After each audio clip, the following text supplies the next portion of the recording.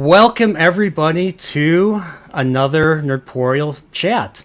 This one is the first of its kind. This is a Middle-earth chat this time, and we're going to be talking about the movie The Fellowship of the Ring. But once again, I am not alone.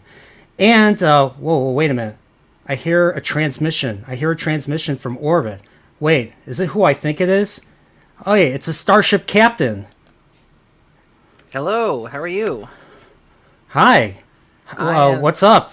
I have been looking forward to this stream a lot, man. I always look forward to talking Star Trek with you. In fact, I was actually just recently watching Whoa, wait a minute.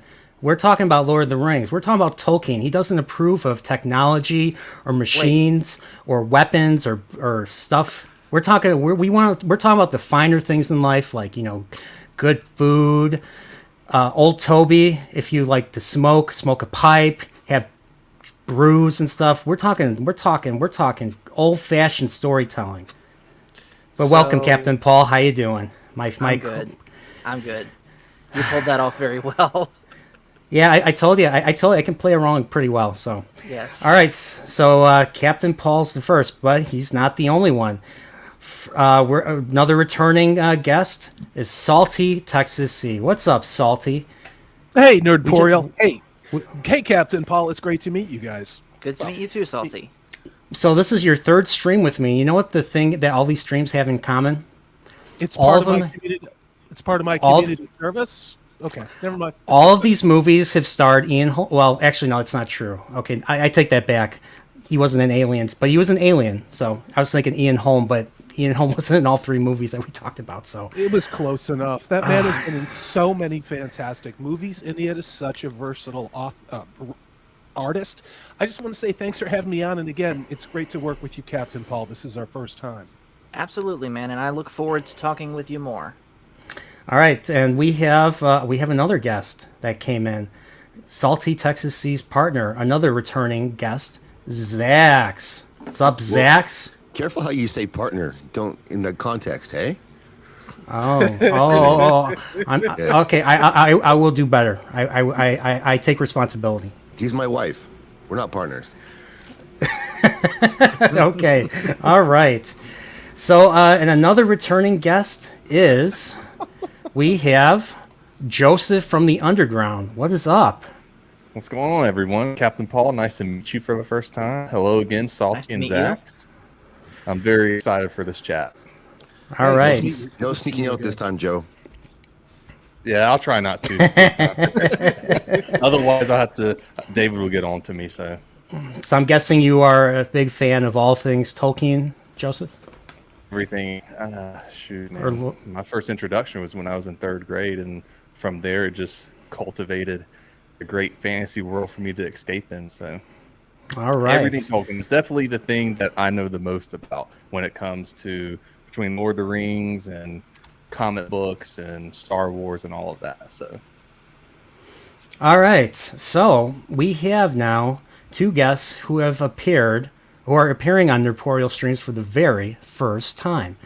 Well, I want to introduce Flaccid Phoenix. What's up, Flaccid Phoenix? Welcome to Nerdporeal Fellowship.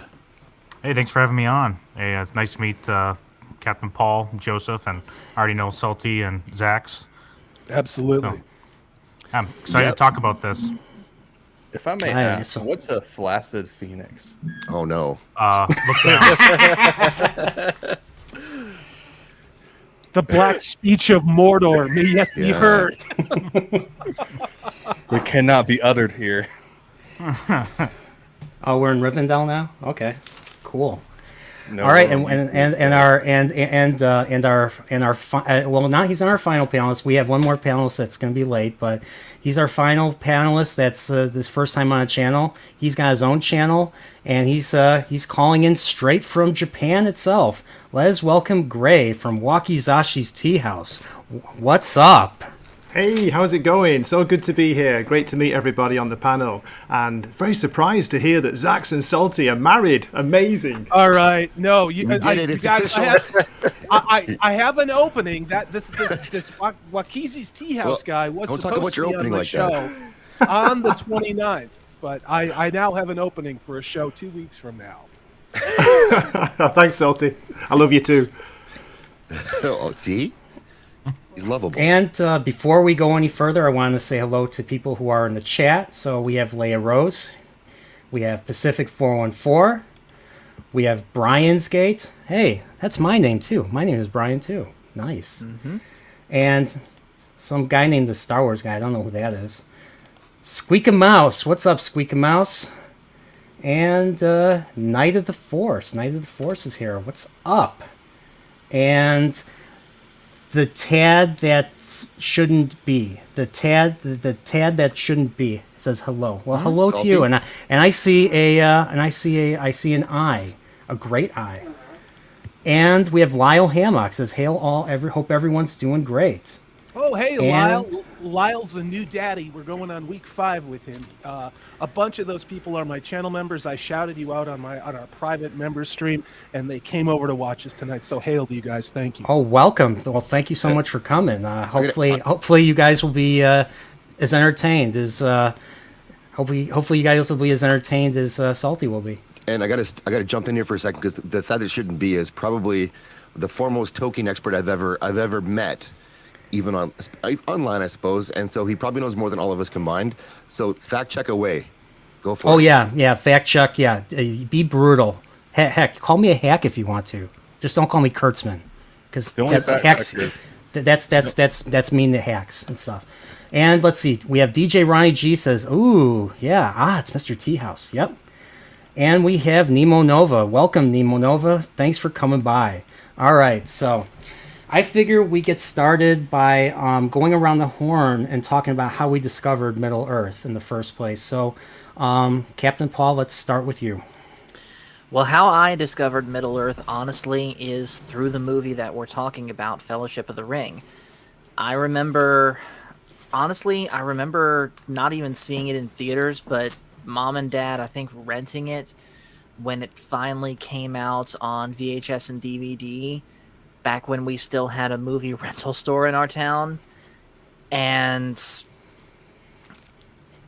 just everything about it drew me in, from, the action to the characters. And then, of course, continuing to watch it more, learning more about who it was, reading the books, watching the special editions. It just gave me a whole new appreciation, not just for the series itself, but for the man who created them, Mr. J.R.R. Tolkien. Oh, yes. Mr. Tolkien was, he did all this in his spare time. I mean, he told, his big thing was he loved telling, he grew up without one thing I learned about him, because I watched the Tolkien documentary yesterday, which is what everyone's been taking quotes from for their videos regarding Rings of Power. Tolkien himself was such a big, he didn't have a father. His parents died when he was really young. So when it came to his own children, he resorted to storytelling to make them happy and stuff. And he even wrote letters. He pretended he was Father Christmas, because that's British for Santa Claus.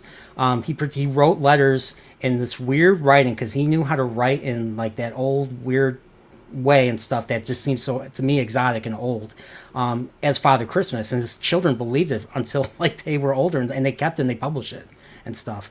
And Father Christmas was basically Gandalf. So yeah, to me, Tolkien tried really hard to be a good father, to be there for his kids when he didn't have his parents couldn't be there for him and stuff. So but what about you, Salty? Actually, because as you guys were making fun of me earlier in the green room, I am older than you guys. For me, it was the 1977 Rankin Bass animated The Hobbit movie. Of course, in that, you had Orson Bean doing the voiceover work for Bilbo, and director John Huston, who happens to be Angelica Huston's father, who played Gandalf. If you haven't seen it, I cannot recommend it enough. It is a beautiful and very faithful adaptation.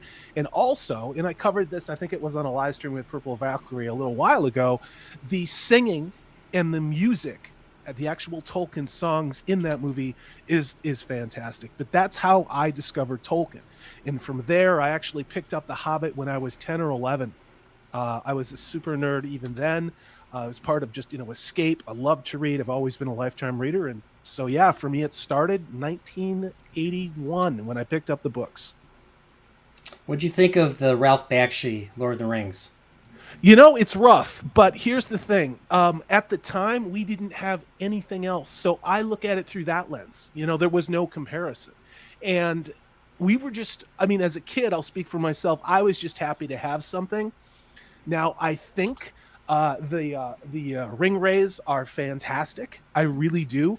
I think the way that they portray Sam is it's a little weird, but I still like those movies. But obviously, because it's animated and because of the length, you miss probably 95% of the story. But still, again, that's all we had.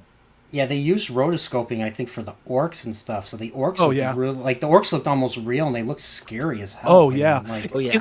It was the same technique that they used in Ice and Fire. Which, if you guys haven't seen that, go find Ice and Fire. It's a fantastic Ice and Fire. Movie. Yes, Is that sir. another Bakshi movie? Yes, it is.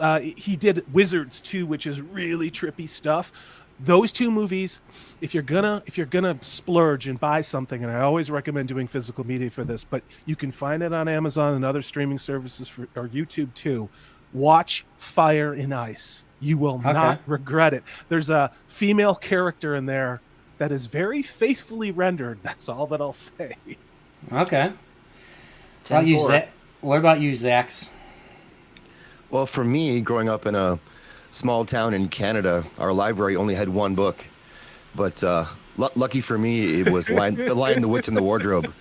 And so I loved how Tolkien used Aslan as an allegory for Christ and fell into the world of Narnia. And I've been a fan ever since. It took me a minute to realize you weren't serious. I'm almost never serious. As much as C.S. Lewis might have been on the nose when it came to Narnia stuff, it was actually like him and Tolkien were part of a society called the Inklings. And it was basically they met at a bar. I don't know if it was weekly. I'm guessing it was monthly, maybe. But they basically, it was like kind of like YouTube. It was, to me, I would compare it to like YouTube community and stuff. They had their own projects that they presented to each other, and majority of the time, like they would encourage each other to keep writing, because he wrote Lord of the Rings throughout World War II. And he spent a lot of time working on it, and it was C.S. Lewis that really helped him, really motivated him to finish and stuff. It's too bad George doesn't have his C.S. Lewis, George R. R. Martin. That'd be nice, yeah. Yes. But in reality, our librarian suggested I read the Silmarillion first, because she said this is actually first. And so I've still never read that one, but I've read the rest and I love them. Yeah, I was surprised. The Silmarillion was written. He wrote that. That was his mythology that he wrote prior to even The Hobbit, and like originally The Hobbit was supposed to be separate from the Silmarillion. But as he kept writing, as the creative process kept going, he just started implementing. Stuff from the Silmarillion into it. But so names like Mirkwood and the Lonely Mountain didn't come from his mythology. Because his mythology is based on similar names to like Norse mythology and stuff. Like Isengard, come on, Isengard of all things. Minas Tirith, another one. So, I was surprised, and that was his life's work, and he never quite finished it either. So, and George uses that as an excuse not to finish Song of Ice and Fire. So, but we're not here to talk about Song of Ice and Fire. But I'm still kind of salty about it. Not salty Texas Sea though. That's okay. There's only one salty Texas Sea. That's right. So what about you? Gray? Yeah, a bit like Salty. I'm an old man. Salty's older than me, I think, but I got into I got into it via the Ralph Bakshi animated movie first, and Nerdporeal, like you were saying, the orcs were terrifying, weren't they? They were really scary. The way they did that with the rotoscoping animation style was weird, kind of freaky. I loved it when they had the ring scenes, where he put the ring on and it just went so freaky. That was cool. I remember that from the animation. Then I got into the book, The Lion, the Witch, and the Wardrobe. Is that right, Zax? Which is the first part of the Lord of the Rings. That's right. No, I'm just joking. Prince Caspian, which is disappointing, I would say, but I think it's actually Prince Caspian. Prince Caspian's overrated. What have you done, man? What have you started? I know. Well, technically, The Magician's Nephew takes place first chronologically. Yes, is and true. it's Professor Diggory as a kid. It's you a know? good book as well. It's one of my favorites. Wait, hold on. How does Diggory grow up to be a professor if he died in Goblet of Fire? Magic. J.K. Rowling stole his name from that book. I don't know. That, Well, I that believe remark. it. That sounds transphobic. I don't know. We've I'm gonna officially have to crossed leave this streams. stream. I've got a, where is it? 1991 copy of the Fellowship of the Ring. Can't really see very well. Oh, Nice. all right. Wait. Let me. I brought this all the way from Manchester to Japan. There we go. So, John Howe is the artist of this one. John Howe did a lot of Tolkien work, as you know. Dude, It I was bought real. that. It was I bought super. that because of you. I bought It that wa- because of you, Gray. I got my copy yesterday. So Oh, brilliant! Nice one. So sorry So about that. it was really cool that they brought, like, for the movies, they brought John Howe and Alan Lee to do a lot of the concept art and stuff. So to me, they're basically the Ralph McQuarrie of Lord of the Rings. Oh, So absolutely. how do I get back to normal? I forgot how to do that. Just keep it here. Take it over the stream! Wakizashi's Tea House! Sorry about that, guys. Exit solo layout. Okay, got it. All right, cool. So,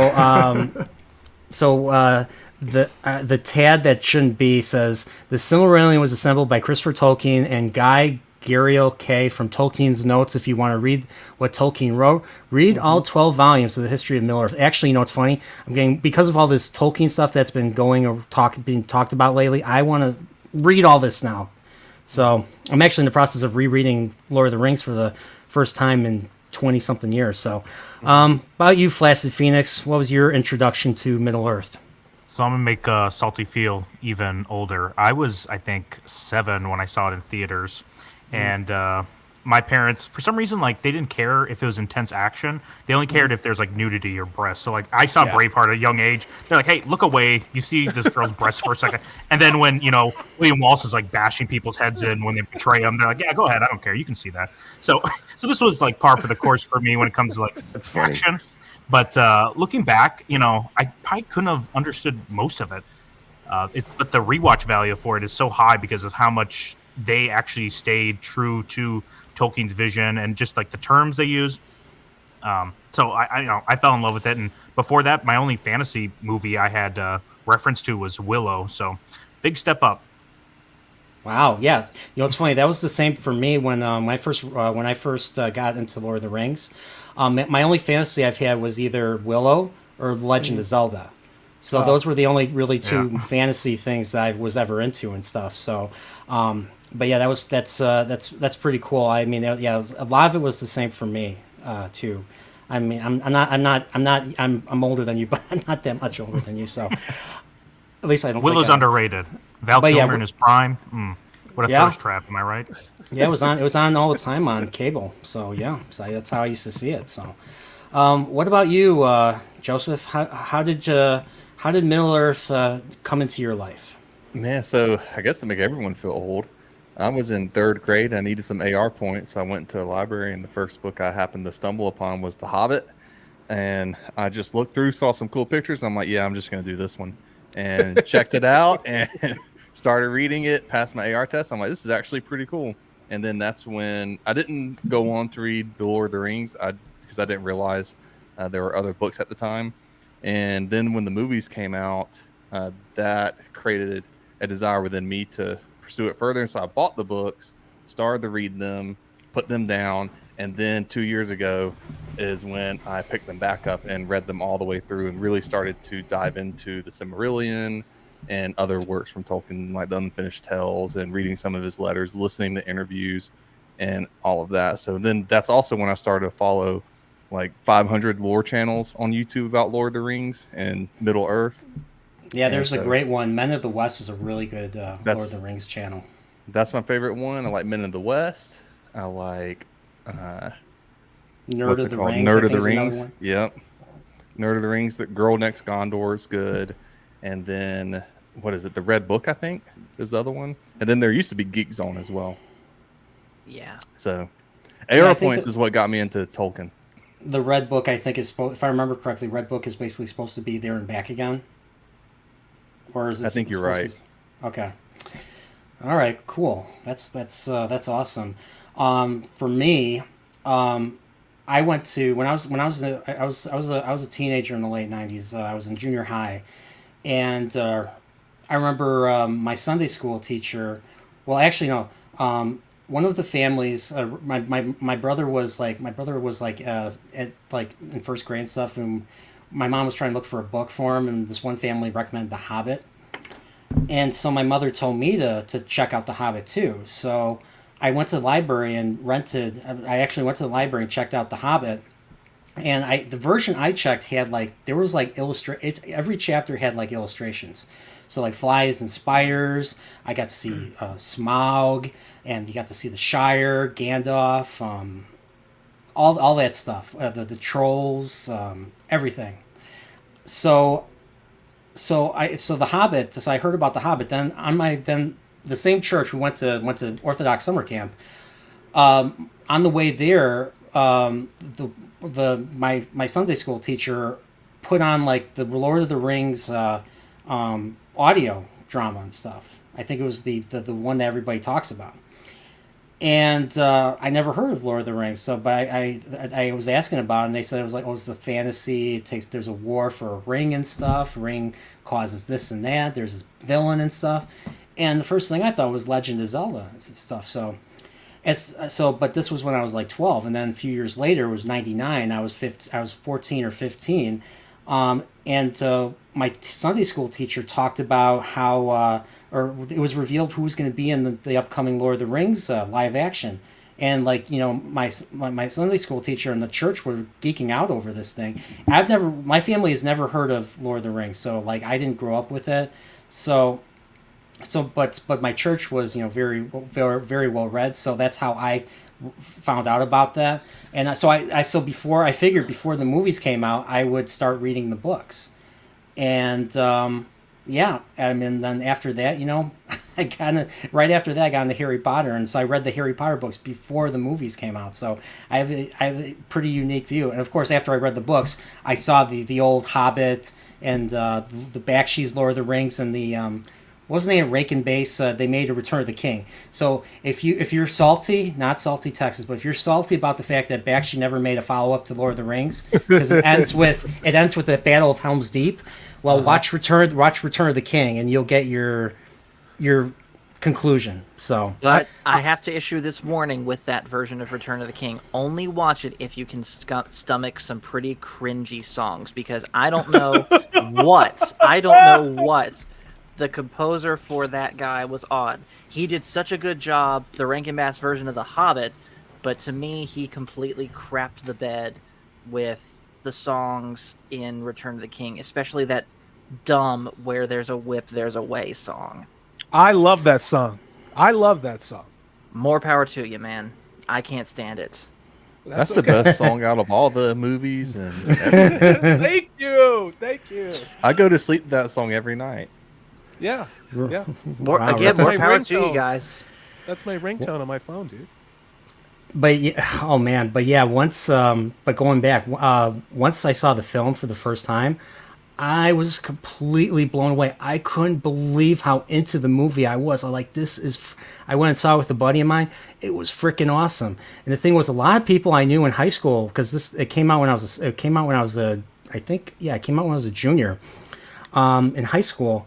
And I remember my classmates were complaining about it because the movie didn't end. They expected it to be. They didn't know it was first part of of a trilogy, and so they were like, "Why didn't the movie end?" I'm like, "Because it's a trilogy. You're just not familiar with Lord of the Rings and stuff." So, but yeah, and then Two Towers came out. Holy crap! I was so into that, and then I couldn't I remember I was in college by the time Return of the King came out. And I was super duper excited for Return of the King, because back then you could be excited for upcoming films and not be disappointed, unlike today, which is kind of sad in my opinion, but that's just how it is. But I think it's just these are known as the greatest trilogies. I just think it's so difficult for most, production companies in Hollywood to create, a sequel or a trilogy that each single movie by itself is good, and then each one builds on the other. I haven't come across anything quite like Lord of the Rings, even with the original Star Wars. Okay, we have another person want to come in. You're late. A Woopa is never late, nor is he early. He arrives precisely when he means to. It's wonderful to see you, Whoopa. It's wonderful to see Hey, you. man. Hey, Whoopa, I gotta show you something real quick. You have inspired me to get back into Pokemon, so I'm currently downloading Pokemon Sword on my Switch. Ooh, Pokemon! Let's Gotta go. catch 'em all. Mm-hmm. All right. So now that we're all here, why don't we? You know what? Since you're here just in time, Whoopa, let's hear your how were you introduced to Middle Earth? I was actually introduced to it from my mom. She's an English teacher, and she was really excited for the movies when they came out because she'd obviously read the books, and so I actually didn't see them in the theaters because funnily enough, when I was little, we had the Warenberg theaters, and the intro got really loud, and I was a big wuss, and it always freaked me out. So I've always waited till everything came out on DVD. So once they finally released the full set on DVD, my mom got pretty much the first set she could, and I got to watch them all at home when I was probably like, was Return of the King 2003 3 or 4? Okay, so probably like in either 03 or 04. I'm probably 5, 6, 7, somewhere around there. That's the first time I got to get into Middle Earth as a little kid, watching the films, and they were awesome. They were pretty much some of my favorite. I'm probably my favorite films ever. I'd say Greatest trilogy ever. Greatest trilogy ever. I think that this trilogy has top 2 of my favorite movies. My top 2 favorite movies in it. So I just love it, everything about it. And even as I was watching it, I did take some notes since I heard apparently that's a good thing you're supposed to do if you're trying to be a good panelist. But it made me geek out even more, just kind of like thinking through it even more than that. And That's I'm cool. like, wow, I just love it. But now I have in my limited I don't have a lot of physical media because most of it was either my parents or my grandparents, but I've got a little library, and in my library I have the 15-disc extended edition Blu-ray collection. It's pretty cool. I feel like it's a little bit of a flex there, you know. Oh yeah. So before we go any further, just want to welcome some new people in the chat. AJ Wyatt, welcome. Thanks for coming. Shane dropped the channel, I guess. I've seen him around. I guess life gets in the way and stuff. And with Cosmo James is here. Hail and hit the like button. Yes. Yeah, smash that. No, slay that like button. Slay that like button and refuse or refuse the temptation to not subscribe. Or Because caress it like, the ring is that evil. or caress it like Bilbo does. And he's just like thinking about it. You can just hover your mouse over it just a little bit. That's what I'm doing right now. And I mean, look after who's all, why not? Just light touch. Why shouldn't I subscribe? Oh, that's great. Good. That's good. Yes. That's perfect. I should very much like to Wait till y'all like hear a my Nerdporeal Gollum voice. Oh, can't wait for that. Oh boy. And look who's here. Gray's getting ready. Modporeal's here. Punkwaddle's here. What's up, Punkwaddle? Welcome. Now he's gonna keep the chat in line. So, all right. Well, let's get started. Without further ado, let's get into Lord of the Rings, and I'm going to share my screen. Okay, that's the wrong button. I'm boomering this, and I'm not I'm even just a trying boomer. to figure out the age difference in here because I'm starting to feel like the youngest one. You're talking about seeing the Lord of the Rings at 15, and Salty's like, yeah, when I was 221 years old is when I saw it in the movie theater. And Hey, I am Well, I'll tell I you am a right now, I'm Numenorian. 27. I'm a I'm pro- Numenorian. I am blessed with long life, buddy. So are you I'm a probably- black Numenorian? uh, I'm probably the youngest person here, and I'm 27. So, guys, No, listen. I got you beat. This is important. 24. If Okay. Salty pulls up in a van with candy, don't get in the van. That's Well, crazy. he's got to show me the candy first. I'm not going in unless it's like the good stuff, you know. Beware the Zax, candy man. Zax, I'm not critical of your hobbies. Why do you have to be critical of mine? Okay, I'm not critical. you're Canadian. Yeah, that's right. All right, so let's begin. So unlike the books, where the books begin with concerning hobbits and how Tolkien goes into big detail about, like basically what hobbits do, basically setting up, what they are and stuff. We don't start with concerning hobbits. We start with the backstory of the ring itself. So we find out, that I think the opening of the book is 3 rings for the Elven kings, 7 for the dwarves, 9 for the kings of men, and of course, the 1 ring, that Sauron made to rule them all and stuff. And of course, they think the 9. Of course, we all know the 9. The 9 eventually become enslaved to Sauron for all eternity, which is effed up if you want to ask me and stuff. And the 7, I think, were taken. They were all I think some of them were lost, and I think a few of them were retrieved by force. Like they took cut off fingers and stuff, dismemberments and stuff. Nerdporeal, can we just all take a moment and look at those 9 men? Look at them. Mm-hmm. Okay, thank you. So that when we get the Amazon Rings of Power, we're all on the same page. Yeah, they have to look this hot. Otherwise, we'll be disappointed. Exactly. Mm-hmm. Oh, and keep in mind the key word here is man. There's no women here. That's me at the front.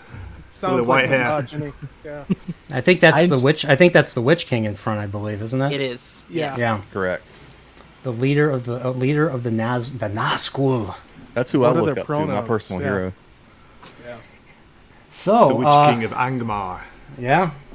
I don't think he doesn't get a name until I think Return of the King and stuff. So Correct. right now he's just the one that basically, well, we're getting kind of far ahead of ourselves. So I just love this opening. We hear a choir every time we hear like a church like choir in something. It just I don't know about you guys, but to me it just it levels up its epicness. I don't know if you guys would agree with me. I get goosebumps every time I hear choir or Gregorian type of chants, along with a very legato type of theme and stuff, where it's very smooth and very ambient and stuff. But then you hear the singing, and it just, I don't know about you guys, but it just makes it epic. It just makes it epic and stuff. I don't know what it is.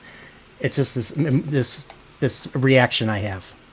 And who does the narration for this? Remember? Yeah. It's Yeah. not war. It's not Warrior Gladriel. It's just Gladriel. So yeah. Mm-hmm. Yep. Soft-spoken Kate Blanchett. That's General Gladriel, please. Oh. I guess this is my stream now. Oh, no. Captain Paul, I was my wondering. captain. It's kind of sounded like there was a hurricane going on, but that's okay. Yeah. I am the captain now. I was gonna say I like the. Go ahead. Go ahead. I was gonna say I like the choir chants. Reminds me that Canadians aren't allowed to go to heaven. So. Wait, where does that come Yeah, from? but that's true. But we're already there, so we're good. I was gonna say, and this may sound like a total dork question because I love Lord of the Rings. Obviously, I've read it many times. But one thing I am not a lore expert. I never claim to be. But and maybe this is a question for chat. I see our host is back, so I've been vamping a little bit. But do each one of the Rings of Men have their own name, or Yes, are they just do. rings? And that was the question, because I know the Elvish ones and I know the Dwarvish ones from reading, the but I rings. don't know what the men's rings names were. Oh, I thought you were Not that asking the names of the men themselves, not the rings. Oh, no, the rings. And that's what I was curious about. Because if you Let me remember look. Gladriel's names, and we don't have to derail the show. I was mostly just vamping for Nerdporeal. But I just was curious if the men's rings had names, because that would be fascinating to talk about sometime. And obviously not on this stream, because this is Nerdporeal show. So. That's fine. I appreciate it. It was my mic. I got disconnected and stuff. So, that tad that shouldn't be says, they don't become enslaved for all eternity. The rings keep their dead souls from moving on to the mysterious fate of man. So, and of course, Sauron has all those rings then, and that's how he controls them, I guess, and stuff. Yes, with the One Ring. Okay, all right. Yeah, because the one, and of course, then we get into, we learn about, Sauron. And what's funny is about Sauron is, he's very rarely, even in the books, he's very rarely called directly by name. He's usually referred to as either the enemy or the eye or the dark one or the dark lord and stuff. Nerdporeal, are those the deceiver? Pronouns? What's up? So are those his pronouns? Yes. I enemy, or I dark enemy lord. Yeah. Yep. So we get we get this great epic thing, and I had no idea how Sauron looked even in the books and stuff. Where is it? Maybe I can. Okay, I don't want to play that. But here's the One Ring. So Sauron is basically crafting this one ring to control all the other rings and stuff, and and it's a real doozy and stuff. I mean, it basically causes all of Middle Earth to go to war. Don't you guys think so? Mm-hmm. Yeah. Gives everybody migraines. It makes them pissed This off. shot was amazing seeing it in the movie. Just all of them in oh, succession going, yeah! Yeah, I wish they would re-release this on IMAX. I really do, and especially the audio mixing for this entire opening was absolutely fantastic.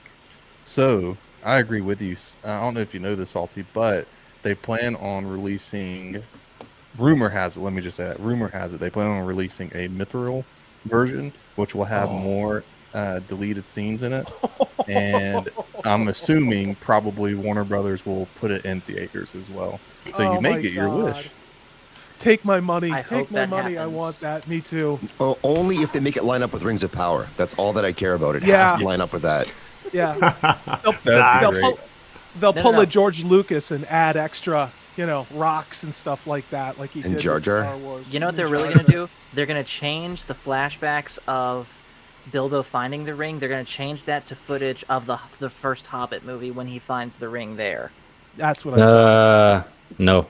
Change it prefer to. the I original. mean, they will, but no. I mean, you have a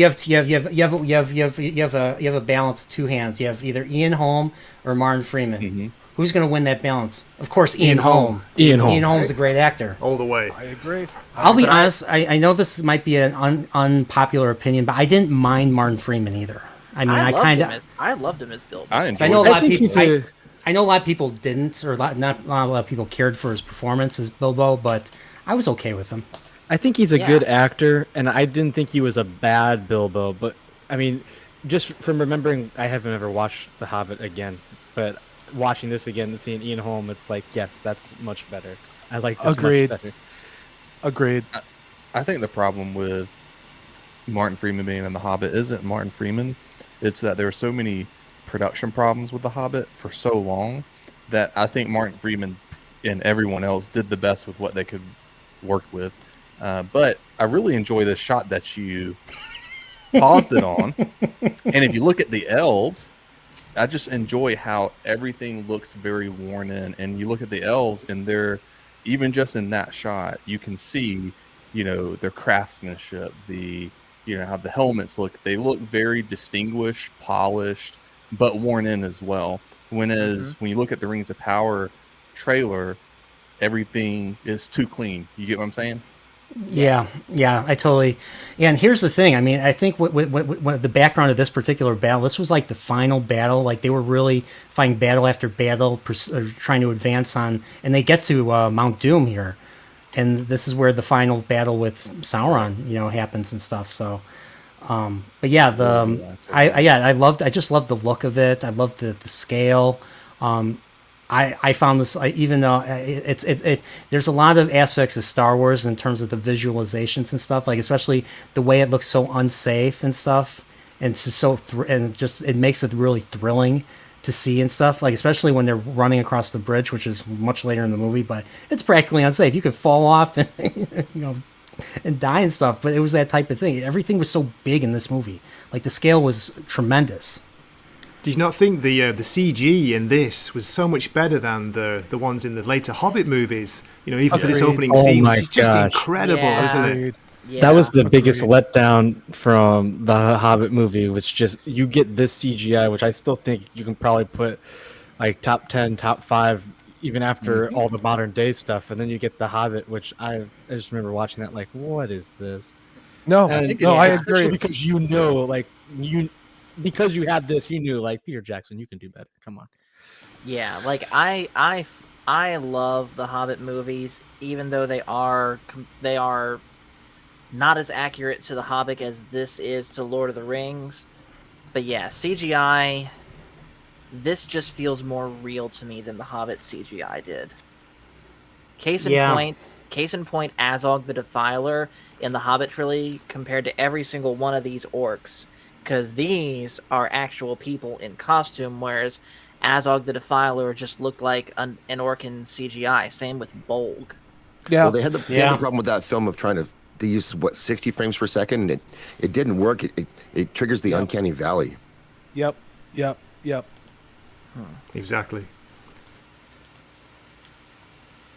When we first see the orcs in this movie, they're terrifying. They're brilliant. The makeup, it's practical effects, and they just look so scary. They're so dirty. They're grotesque, and then you've got the contrast with the elves, as you were saying before. It's so well done right from the start. Just blew my mind, this opening. Yeah, and the color palette is just perfect, especially when you see Super Mario taking on Sauron himself. That's my favorite part of the movie. I know. When he says that, It's a Mario. Oh, no, but I mean, this whole color palette, I mean, it's just, everything is perfect. The armor is perfect. I mean, look at the elves. They're sweaty and dirty. They look like they've been fighting on a battlefield. Everything has a lived-in look. Mm-hmm. Yeah. And I think, and I'm not going to derail this whole damn show with this, but that's one of the problems that we got with the Rings of Power trailer was it looked like Narnia. And there's a reason for that. They originally grabbed the person who was working on the Peter Jackson films, but he, along with Tom Shippey, John Howe, all got let go. And they grabbed the same art designer that did Narnia. So this is Tolkien, man. You mean the Disney versions of Narnia, correct? Whatever the live action one was. It's the same art director. Disney. Yep. Well, did Elrond get lost? Why is he leading an army? He has sideburns. He does have Yikes. sideburns. Yeah. Doesn't he look? Doesn't Dre? doesn't the new Elrond look just like Hugo Weaving? In the Rings of Power. oh my gosh, it's still. And now it ends. And now it ends. No, you're thinking of the Matrix, mate. The Matrix. I still know He it looks does, like. Go ahead. Go ahead. Go ahead. I was gonna say he looks like Harry Styles. I just expecting to keep seeing him in an actual trailer and a dress because he's this master politician in this bastardization of an adaptation. Who's Harry Styles? Who's Harry Styles? It's a good thing you don't know. It's a guy who looks just like this guy, more of a feminine man. We'll just say that, as opposed to what we're seeing here with Hugo Weaving being the elder statesman that is Elrond. Well, Yeah. and Yes. the thing that I mean, not like I had a ton of hope for it anyway, but what always really bothers me knowing is that they had Will Poulter lined up for young Elrond. And then they let him go. I'm like, how do you let that guy go? Who's Will Poulter again? He's I don't know how to explain him. He was in the Maze Runner. He was in he was in the Maze Runner. He was in the Revenant with Leonardo DiCaprio. He was also Oh, wait a in, minute. I know who that is. He was Eustace in Voyage of the Dawn Treader. I don't know what that Yeah, is. he was in one of the Narnia movies too, and Okay. But it he's was just, like, weird.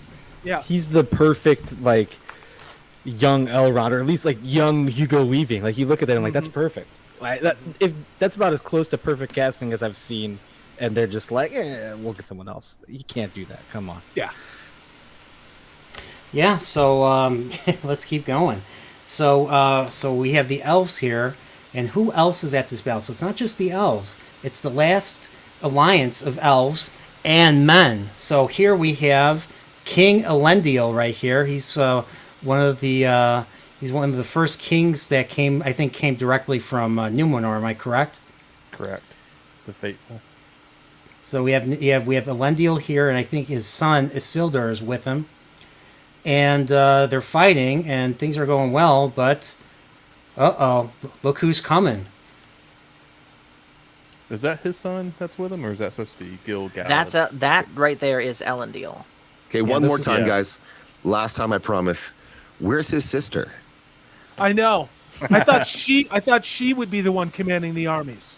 You talking about Uh-oh. Stacey Abrams? Yes. Oh, please, yes, Yes. thank you. Oh no. Yes. Yes. Why? I'll just leave it Where's there. War Gladriel? Where's War Gladriel? She should be right next not- to Elrond. No, She's not here. Where is that one dwarf chick that apparently doesn't have a beard? Oh, you mean my the one who's goodness. gonna sing Tolkien songs, gospels? She's singing in a cave, yeah. Yeah, she's singing in a cave. So I got a question for you guys or for the Yeah. chat. Where were the dwarves during all this? So, I can at least say this: in the War of the Last Alliance, there were some dwarves fighting with them, but not a lot of them. I want to say, I can't remember. Does anyone else know better? I think. Would to you quote- say it was less than half of what they hoped for? I think to Yes. quote Elrond, the dwarves, they hide in their mountains seeking riches. They care nothing for the troubles of others. Yes. Even Right. yeah, but that was in the present. This is years before. Oh well, maybe I guess it was the same then too. Well, Gladriel says a last alliance of elves, men, and dwarves went up against Sauron. No. She says men and elves. Okay, I thought that there were dwarves in theirs too, but yeah, maybe No. There were. Okay, I get You're my right. There was Tolkien a cool small. card. It was a small fraction of the dwarves. There were dwarves in the Last Alliance, but not all of the clans. Here's an Interesting. interesting thing. They don't even show the whole battle. Sauron got tired of the siege after years and decided to go wipe out the entire army himself. He killed his way to that group there. Oh, interesting. I had no idea. I have to. I mean, I'm rereading it right now. I really want to, get into this stuff. So that's pretty interesting. So, as we see here, Sauron has his ring. He's basically whipping his mace. I think he has a mace in his hand, and he's just like taking out he's going complete. He's going complete Dynasty Warriors, just like taking people 10 people out in a single swing and stuff. So he's doing that. He kills Elendil, gets slain in the process, and Isildur gets knocked to the ground, I believe. Then what happens? So instead of Sauron killing Isildur outright, he tries to grab him for some reason. And Yeah, he stands on his sword as well, doesn't he? Isildur tries to pick up the sword, and Sauron stands on it. It breaks, and then that brilliant scene. Yeah, and then of course, for some reason, Sauron sticks his hand out at Isildur, and then Isildur just takes whatever's left of Narsil, the broken sword that was broken, and slashes his fingers. Because I always wonder, because I never thought Sauron had a body. So when they said, "Oh, Sauron had hands," when I first read it, I got confused. But what did I know? I was 16 or I was 15. So I just looked it up in my Tolkien encyclopedia because I wanted to make sure I wasn't crazy. Dwarves did fight against Sauron, but here's the thing: dwarves also fought for Sauron, just like men also fought for Sauron. So they were split. No way. I knew I read this, but it's been a million years, right? And it's but they were divided. Now, were they the same numbers and unified like elves and men? No. Yeah. So fascinating stuff. Can you imagine dwarves fighting for Sauron? Yeah, oh no, that would be. It was in incredible. the east, I believe. The dwarves, Yeah. with the Easterlings and everything like that, that fell under Sauron's deceptive abilities. Right. And I guess, the orcs were once elves, so technically, is it not? I know that's a little bit of a stretch, but it basically is everyone's split against each other, right? By the way, I want to mention real quick the sword that Isildur uses to cut the ring from Sauron. My family actually has a replica of that in its pre-broken form. Really? Whoa. Nice. So does that make you a king? Are you going to return and be king of a kingdom of Gondor? Are you going to go back to Gondor one day? I am perfectly content just being a starship captain until I Oh. decide to be a Jedi Master or a wizard. Gondor has no king. Gondor needs no king. Okay, here's a question I have. That is an illogical statement. Here's a question I have. I'm kind of maybe it's just ignorance on my part, but I'm curious. Like, why is Aragorn not a king? Like, was it right after Isildur that the whole bloodline got exiled or scattered? What exactly happened that kept Gondor from having a king after Isildur? Do you guys know? Honestly, I don't know. Oh man, so Isildur died. Good question. I don't know. So sorry. yeah, Yeah, I so can't remember. I Isildur used gets to know. so they get the movie says Isildur gets he loses the ring in the river, and he gets killed by orcs. There was an orc ambush and stuff, and so we follow the ring. We don't really follow the bloodline. So was it he had no kids and there's distant relations and stuff? Is that what it was? Let me look. Chat if you know, I'm very curious. So yeah, if I failed as a Nerdporeal, I'm sorry. I'll do better. Wasn't Okay, it to do with... here's why. Oh, go for it. Here's why. In TA 1944, King Ondaher of Gondor died in battle. At the time, he had no male heirs. Arvedui, I think I said that right, of the house Valandil, son and heir of Isildur, High King of Gondor, claimed the throne, but his claim was rejected. Wait, actually, hold on, no. Disregard all of that. According to Korra, Gondor was without a king for 976 years before Aragorn. The last king of Gondor was Eärnur, who ascended to the throne of Gondor in Third Age 2043. Eärnur was fond of battles and could not resist a challenge. When he took the throne, the Witch King of Angmar challenged him to a battle and mocked him. Yep. In the year the Third Age 2050, he took the bait and rode to Minas Morgul, never to return again. Eärnur did not have any descendants to take over the throne in case of his absence, neither did he have an heir to the throne, and hence the line of Anarion was broken. Mardil, I'm not going to bother pronouncing that name, who was the steward at the time of Eärnur's kingship, took over the stewardship of the realm of Gondor, and the line of stewards continued until the rightful king of Gondor returned, which became Aragorn. Elisar, King Elisar. But yeah. Same person. Yep. Okay, so that was very confusing. I'll have to read it for myself and stuff, but that's the thing about claims and bloodlines. It gets very confusing and stuff. I mean, heck, if you read Game of Thrones, there's so many names, like he literally had to put a glossary in the back to see who was related to who and stuff. So, Yep. and I think Lord of the Rings, I think he did the same thing, didn't he? For Return of the King, is it part of in the appendices? Yeah. Mm-hmm. So, okay.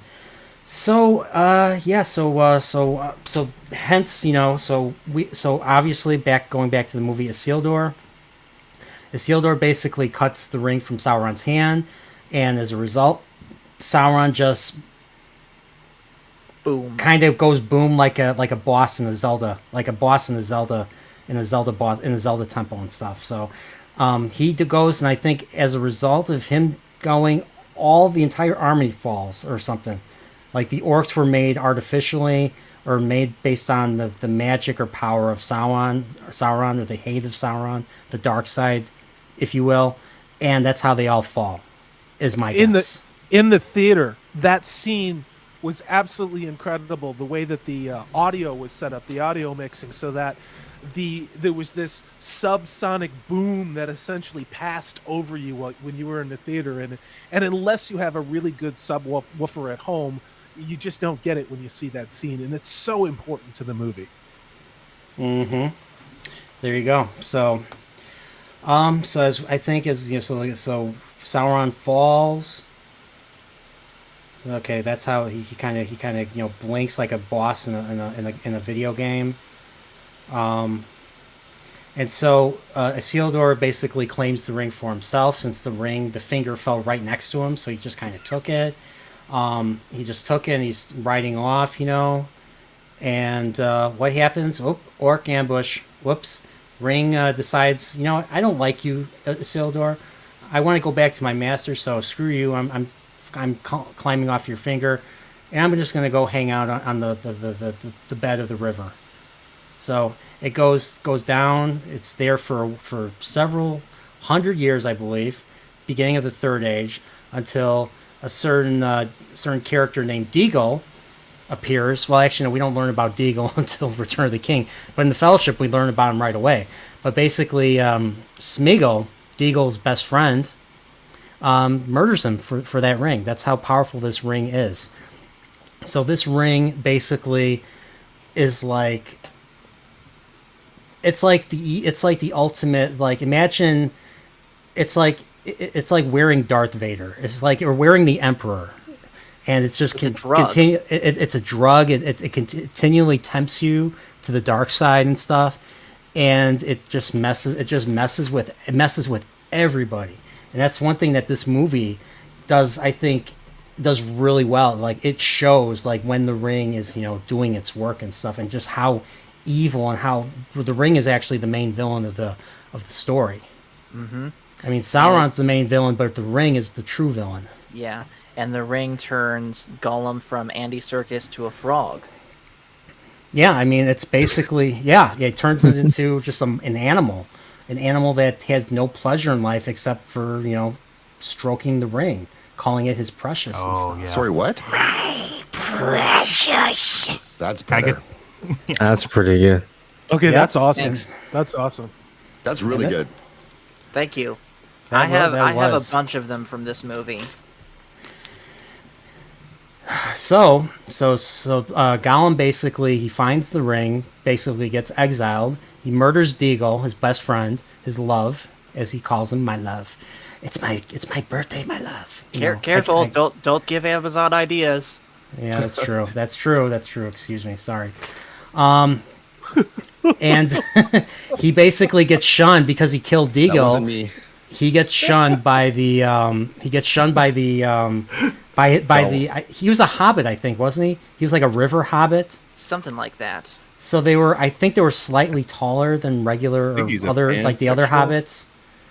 So, but they're called like the river folk or something. Like, they're really, because hobbits are like, they're like cats when it comes to water. Like, they can't swim for the life of them. But these guys know how to swim. Like, they are like completely, like, they're not hydrophobic at all and stuff. They So hence- must be based in the Harfoots then, because Okay. yeah. All right. Yeah.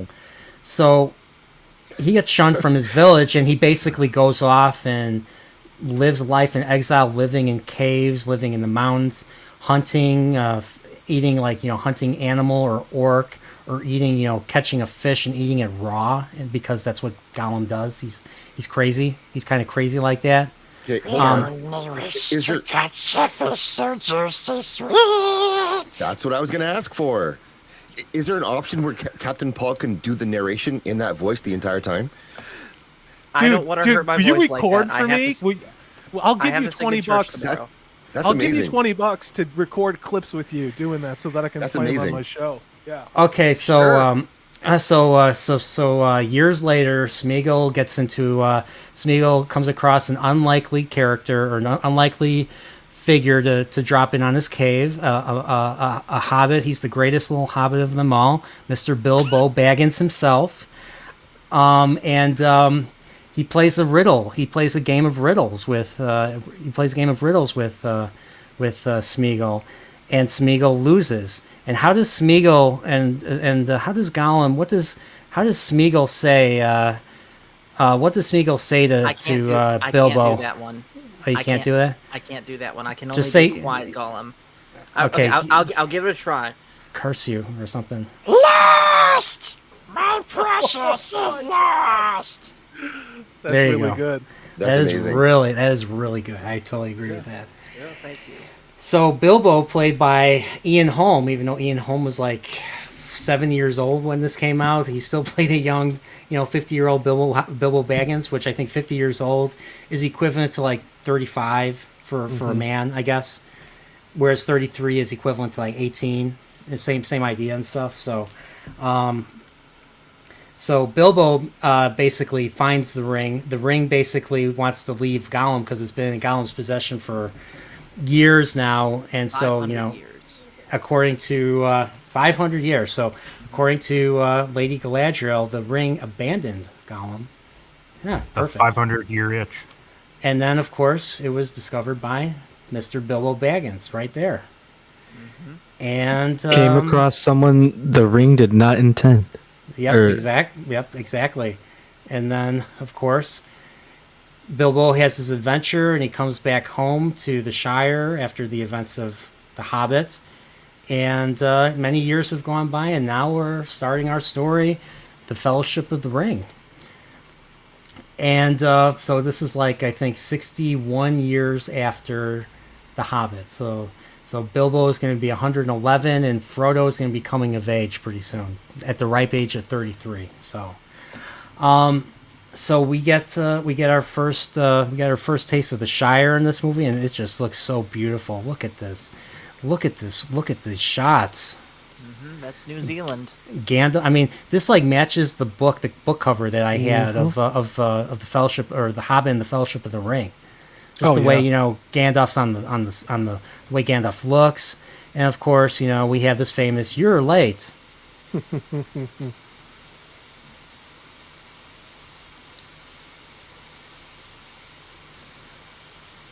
No audio.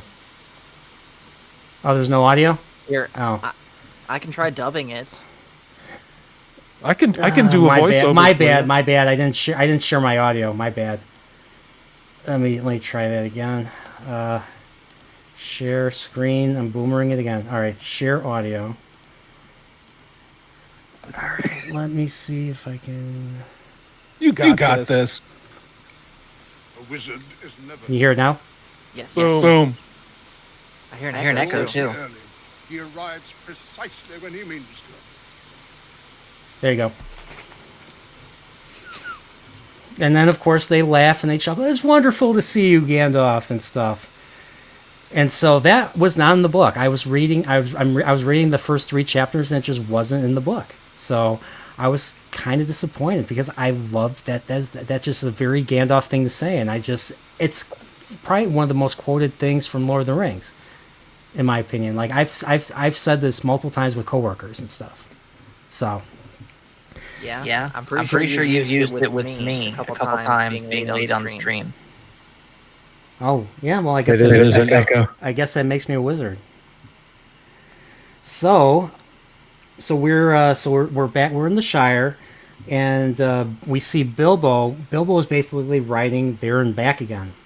So it's basically his autobiography or his account of the journey of the events of the Hobbit and stuff. And basically, we learn a little bit about hobbits right here. They're basically what Tolkien, the hobbits to me are basically what Tolkien felt about life. Like they very interested in the finer, simpler things, like hand craftsmanship, agriculture, gardening, growing your own food, eating, or just eating in general, smoking, having a brew, having conversation, with friends and stuff, not very little in terms of technology, weapons, war, because, he was a war veteran, World War I and stuff, and he's witnessed death quite a bit. So this is kind of where I think he's getting his basic attitude from. So, is there still an echo? No, you're fine. Yes, there is. No. It's only when we talk. Whatever audio setting you changed, go ahead and change it back. All right. How's it now? Testing. Better. Good. Yep. That's good. That's Good good. to go. Good. It's because I shared the audio or something. I think that's why it did that. So I'm going to share the screen, but without the audio. So here we go. Okay, that's not. That's going to give. Well, what's fascinating with a lot of this artwork is if you've looked at the paintings and illustrations of Alan Lee in particular, you can see, because Alan Lee did work along with John Howe on these movies with Peter Jackson, there are particular scenes that are entirely captured through the cinematography and the composition of the shot there in New Zealand. There are paintings that you could literally put up next to those scenes. So now they call it fan service. But when this movie came out 20-something years ago, I think it's going on 22 years now, that just meant you were a good director who cared about making the story that Tolkien fans would recognize, Exactly. And everybody knows what Peter Jackson said. He said we didn't want to put our own thoughts and our own opinions into it. We wanted to put what mattered to Tolkien. And basically this book, Lord of the Rings, is basically everything. This is basically everything that mattered to Tolkien in his life and stuff. Almost every aspect of it. Mm-hmm. So, yeah, not doing that just like, I don't know about you guys, but I'm a purist when it comes to these things. And it just pisses me off when, people, quote unquote creatives in Hollywood, pull crap like this in the vein of subverting expectations. Right. Not even talented ones that are worthy of getting Tolkien, These dudes wrote a really, really crappy Star Trek movie that I still haven't finished. I didn't even go see Star Trek Beyond in the theater because it looked so stupid. I watched it on streaming and turned it off, You want to know something about that? The bad guys get defeated with the power of rock and roll. That's all I'll say. Oh. Okay. I literally rolled my eyes. I was like, they did not do that. And then I was like thinking, yeah, they did. So spoiler alert, Paul. Star Trek Beyond, the villains get beaten by the power of rock and roll. Not the power of love, the power of rock and roll. And I am okay with that. I thought that was Bill and Ted. As a musician. There you go. I know, or Huey Lewis at least, Huey Lewis. Hey, excuse me, you're just too darn loud. That's Huey Lewis to me. I think one of the problems is with the Lord of the Rings of Power trailer is we can tell, when you're looking at the Fellowship of the Ring versus the trailer, even the trailers for the Fellowship of the Ring versus the trailer for the Rings of Power, you can definitely tell this doesn't come across as a passion project. Mm-hmm. With Peter Jackson, I want to say he began working on the Lord of the Rings in 1995. Years. Exactly. Yeah. And so it's really, I think part of the problem is also, the production companies setting time frames on, hey, buying the property, this needs to be out in the year, or buying the property and it being out in 2 years. Yeah. Look at Star Wars. It's like once they bought it, Iger's like, oh, we're going to make a Star Wars movie in 3 years. Yep. I'm like, there's a lot that goes into making a Star Wars movie. Like, its first movie took George Lucas 4 to 5 years to make Star Wars. Mm-hmm. I believe. Mm-hmm. Do you guys know? Go ahead. Oh, I'm not saying that's the thing that's been really affecting. I know a little bit of a side note, but like games as well. So many these big AAA companies, even not as AAA, but these big names, they're like, yes, we're gonna need something every year, every other year, etc. Instead of focusing on making a good product, they're just focused on pushing as much product out. Exactly, and people don't realize. In other words, quantity over quality. Yep. My bad. Sorry, I didn't mean to interrupt. Oh, you're fine. It's definitely corporate greed and ESGs. But the astounding thing with the Fellowship of the Ring and the Two Towers and the Return of the Kings is that Peter Jackson shot them all back to back to back. Yeah. And then they were released, and that hadn't been done before. And the Warner Brothers New Line Cinema took a big risk on Peter Jackson because beforehand, I mean, he didn't create any fantastic movies. I want to say he was in horror. I want to say was his genre. That was his main notoriety. Yeah, was the horror films that he'd done. But I have not seen. I'll be honest. I have not seen any of his other works. I have not, besides the Hobbits. I have not seen anything other than Middle Earth from Peter Jackson. You haven't seen Percy Jackson? Nope, I haven't seen Percy Jackson. No. Well, did he write those or just direct them? He didn't make. I don't. Percy. No, he didn't make Percy Jackson. Those are Those are better than the Lord of the Rings. It was Huey Lewis. Huey Lewis made Percy Jackson. Do Oh, you guys okay. know? Do you guys I was know confused. that Peter Jackson went to Harvey Weinstein with his movies? Do you guys know this Yep. story? Oh, No, yeah. I don't. Yeah. Tell Was us. he on a couch? This is true. This is true. Well, I think What a that's why train he wreck. didn't get his movies made. So Harvey Weinstein wanted to make this into one long movie. Yep. And then wanted to kill most of the hobbits off and wanted to have a lot of nudity. I'm not kidding. You can look these things up. Wanted to have a lot of nudity and to kill Merry and Pippin and just, everybody off, including Frodo. And sounds a lot better. Why? because it's Harvey Weinstein, and he threatened to take the scripts and rights away from Peter Jackson to give it to Quentin Tarantino to make. Do you look this up, man? To make Tolkien's Fellowship of the Ring. You ever want to This might- lose your mind? Check that out. I Time have. out. Time out. If that is the case, why does Harvey Weinstein still have his name in the credits of this movie? Miramax. Yep. Yeah, he and- had a piece. He had a piece, and he had a percentage from this. They just decided they think they had a first look. They passed on it, but he still had a residual from it. Yep. And they also, Peter Jackson and the cast, like a bunch of people hated Harvey. And so Peter Jackson casted an orc after Harvey Weinstein. And I think it's. Yes, I know what you- Dude, yes. Yes. Oh, I would have thought. I would have thought. It's the one Sam. that says- Sam. Ag- The age of men is over. The age of the orc has come. Yes. oh my gosh. well, I don't know if this is just either an overreaction or too foul of a joke, but that might be the worst thing I've ever heard Harvey Weinstein do. No, It was- it's do you- it's crazy though. It's crazy. There's a reason why people wanted to bring him down. I'll just say that. Oh yeah, I mean, Can, not to get too much in detail, but look at some of the stuff Elijah Woods talked about. Oh yeah. I heard Elijah Wood, like his parents were there with him when he was doing this, so they yeah. would not let him like go to parties or anything like that. So, That's it's that's- but here's the thing that I just can't get out of my mind now. Can you imagine Samuel L. Jackson as Gandalf? Cover your ears, Paul, for this one. No, no, I'm gonna hear this. Fly, you motherfucking fools! Excuse my tired of language. tired I of don't these swear that motherfucking much, orcs but yeah. in this motherfucking mountain. Nicholas Cage for Aragorn. This isn't. You my shall channel, not so I'm pass, gonna say motherfucker! it. This isn't Say my channel, so I'm Sauron not again. gonna Say Sauron again.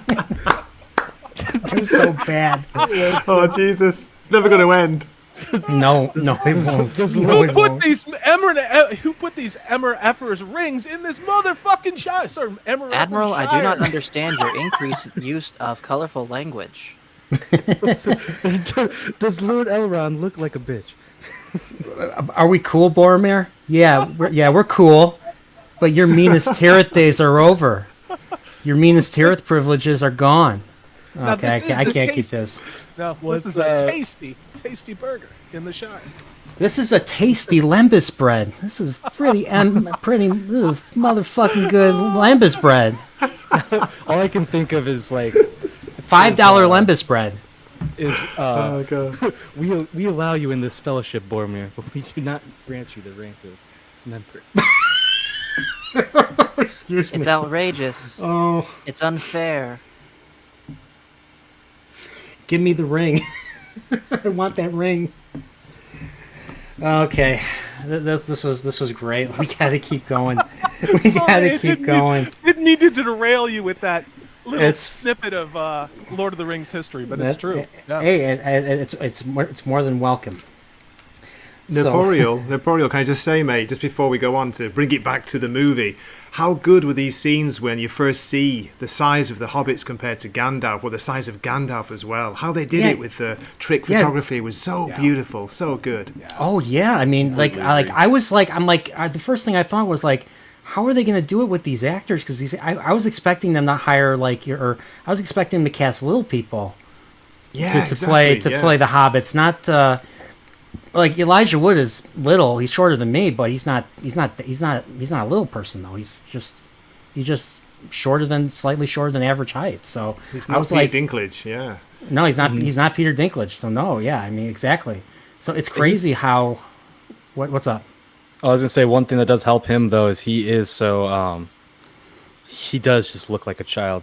Like even now, like it's like he's got. Well, I something. think maybe he was a has the ring in teenager. real life. I think he was like this was start. I think they started filming in like '99. I think so. He was like 18 or 19 when they started filming. So that's why he looks so young because he's still a teenager when they were doing this. Mm-hmm. All the other actors were older. I know. I'm just saying, like even today, he looks a little bit different lately, but like even today, he still looks pretty young, and his voice is still very young sounding. Oh, like, yeah. so- I have a confession. I sometimes get him mixed up with Daniel Radcliffe. they don't Like look Harry too Potter. different. Oh, Dude, I used to do that really. all the time. Dude. They sound It's very weird. distinct, though. Yeah, it's I it's still weird. remember a Spyro game where Elijah Wood was Spyro. That no, but You guys Yeah. know they did not want to cast an American for this role, right? Like they were in London and Peter Jackson did rehearsals with young boys from Britain. He went through 400 castings in the UK. No way. This is all true. He went Didn't through how have many? someone 400 what? 400 young boys? Shut up. Yeah, Jesus, Harvey Zach. was there too. Yeah, Yeah. Harvey was there too. Yeah. No, this is a Zax. true story. It's a true story. I know. That's a lot. Somebody mute Zax. And so yeah, what the hell was I talking about? No. So Peter 400 Jackson boys. did 400 400 British boys Leota because Express. they didn't know. Hey, I'm not going to judge your lifestyle. Just let me finish my story. Okay, so anyway, they did rehearsals. They did screen tests for 400 British young men. Peter Jackson didn't love any of them. He thought maybe there were 2 or 3 that could work. Elijah Wood heard that he was casting and hired his own makeup and costuming people to come to his house and to film him in a tree in his backyard acting like Frodo. And then sent the videotape to Peter Jackson, who was in the UK. And Peter Jackson was so impressed, he flew to LA.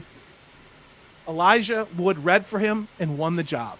So that's how you ended up with an American in the lead role of this Were there any story. were there any other like notable actors up for the role of Frodo besides those 400 young No. English boys? No, they Oh. didn't want to go with a big name. They did not want to. And if you go back to the interview with Charlie Rose, he says they'd always had Ian McKellen in mind. There were a few other people they had thought about. It was always going to be his Gandalf, but they didn't want to cast well-known people. They really didn't. Well, wasn't it true they wanted to ask Sean Connery to be Gandalf or something? And Yeah, Sean Connery's that's like, true. I don't. It's Yeah. like, no, I don't think so. I don't think so. Yeah, that was part of the studio stuff. But yeah, Yep. he was in contention. But there's what Peter Jackson wanted and what the studios wanted. And like we heard, like with Harvey Weinstein wanting to turn it into Pulp Hobbiton, it's like the director fought for it. So I think Peter Jackson deserves all the accolades that he gets for his trilogy. Oh yeah, absolutely. I mean, best actor, and I agree with many that I think Ian McKellen should have won an Oscar for his performance because like it's hard. Like even though when I'm reading Lord of the Rings now, I'm trying to imagine how I originally imagined the characters and stuff. But whenever he speaks, I think of Ian McKellen's voice. Like I can't think of anything else how else he would sound other than So- hearing Ian McKellen. Y'all want to know Exactly. something crazy about the Gandalf role? Christopher Lee is the only member of the Lord of the Rings cast to have ever met J.R.R. Tolkien in real life. And That's J.R.R. right. Tolkien told Christopher Lee, if they ever make a Lord of the Rings movie, I want you to be Yeah. Gandalf. Yeah. And then Sir Ian McKellen got it, and Christopher Lee got Sauron. Now, Christopher Lee is an amazing Sauron, as we're about to get into, but imagine him as Gandalf. He was too old and he Yeah, was too he wouldn't physically work. affected by age. I mean, like they talked about having to shoot certain scenes because he couldn't stand like for the some of the later movies. So Yeah. He Yeah, just true. he just was too affected by being so old, and God bless him, he got to live a good life. Yeah, and then I mean, again, and he here's the other thing. I mean, if you look at what Christopher Lee has done over the years, I mean, majority, like 99% of his movies, he was usually always villains. Or So Dracula. I mean, or Dracula, yeah. or Dracula. But yeah, he's always played villains and stuff. So this was just another thing. But I think Saruman was the role for him, in my opinion. Yes. Absolutely. And I'd have no doubt that Christopher Lee would be a great Gandalf. But I was thinking about this when watching the film. Like, it's hard for me to say, oh, I wish we had that. Like, I'm looking at this, I'm like, I don't want it any other way, really, especially Same with this here. casting. Maybe it would be better. I don't know, but looking at it as it is, I'm like, no, this is great. I wouldn't ask for any sort of change. Maybe it's a generational thing, but it was really hard not to compare Ian McKellen with what we saw being, because I'm Gen X, with the voiceovers of John Huston, who I really recommend you guys, if you haven't seen that, the Rankin and Bass 1977 The Hobbit. John Huston's take on Gandalf is so good. It was so hard to imagine anybody else being Gandalf. But Ian McKellen, man, there's nobody else. He's Gandalf. Interesting. I always thought it was John Huston. It was John Huston and his daughter's Angelica Huston and stuff. It's from the Similarian, so yeah. Yeah. Okay. I didn't know he made the Hobbit. He made the Hobbit, the Rankin and Bass Hobbit. No, he was. Oh, he did the voice. Gandalf in it. He voiced over. Oh, okay. What was that, Salty? What was that? Say that again. The Silma what? That's why I said it that way. Thanks somebody to listening to me. Interesting. It's funny. I know another fun fact about John Huston. He was on Captain Kangaroo. Well, Salty, what? can you read us Gray's name? Don't do it, please. Oh, you bastards. Wakazishi's Tea House. Wakizashi's Tea House. That's what I said. You're like 80% there. Yeah, John Huston was. If you guys don't know, if you guys ever hear of a movie called The Bible, Oh yeah, it's an old amazing '60s epic movie. Well, He plays. I don't think it was as good as the book. Probably. Well, I guess not. I guess not. I mean, it couldn't only finish covers. It was too long. I think it only covers the book of Genesis, to be honest. But he plays Noah. He plays Noah, and it's probably the most whimsical part of the movie is Noah. Like, he's just like, he's like everything that people cry about now on Twitter. He's like, wife, woman, get over here and stuff. Because Noah's wife didn't have a name, so he just calls her woman or wife and stuff. It's hilarious. Well, John Huston used to party with Humphrey Bogart and Lauren Bacall back in the day, so those people had a good time. Yeah, because he directed. I think he directed the Maltese Falcon. I think too, didn't he? Yeah, I think the Treasure of Sierra Madre as well. Yeah, he did. Yeah, he directed Maltese Falcon, Treasure of Sierra Madre, African Queen. So he was basically, he was Key Largo. So yeah, he had a whole bunch of movies he did a whole bunch of stuff with Humphrey Bogart. So yeah. Yeah, like, it's one thing I've noticed, I'm sure all you guys have noticed too, like some directors work really well with certain actors. And so like you see like, certain actors in like almost all these directors' movies, like, every time you see a Joe Dante movie, you're going to see Dick Miller somewhere in that movie. I want to say for the lead up to this film, Peter Jackson had Elijah Wood and who's the guy who plays Sam? What's his name?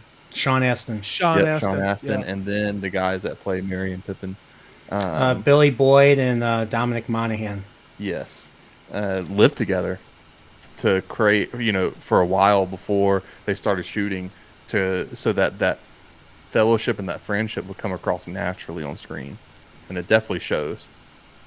This whole scene with them in the wagon and then the villager kids coming out to, like right here with the fireworks.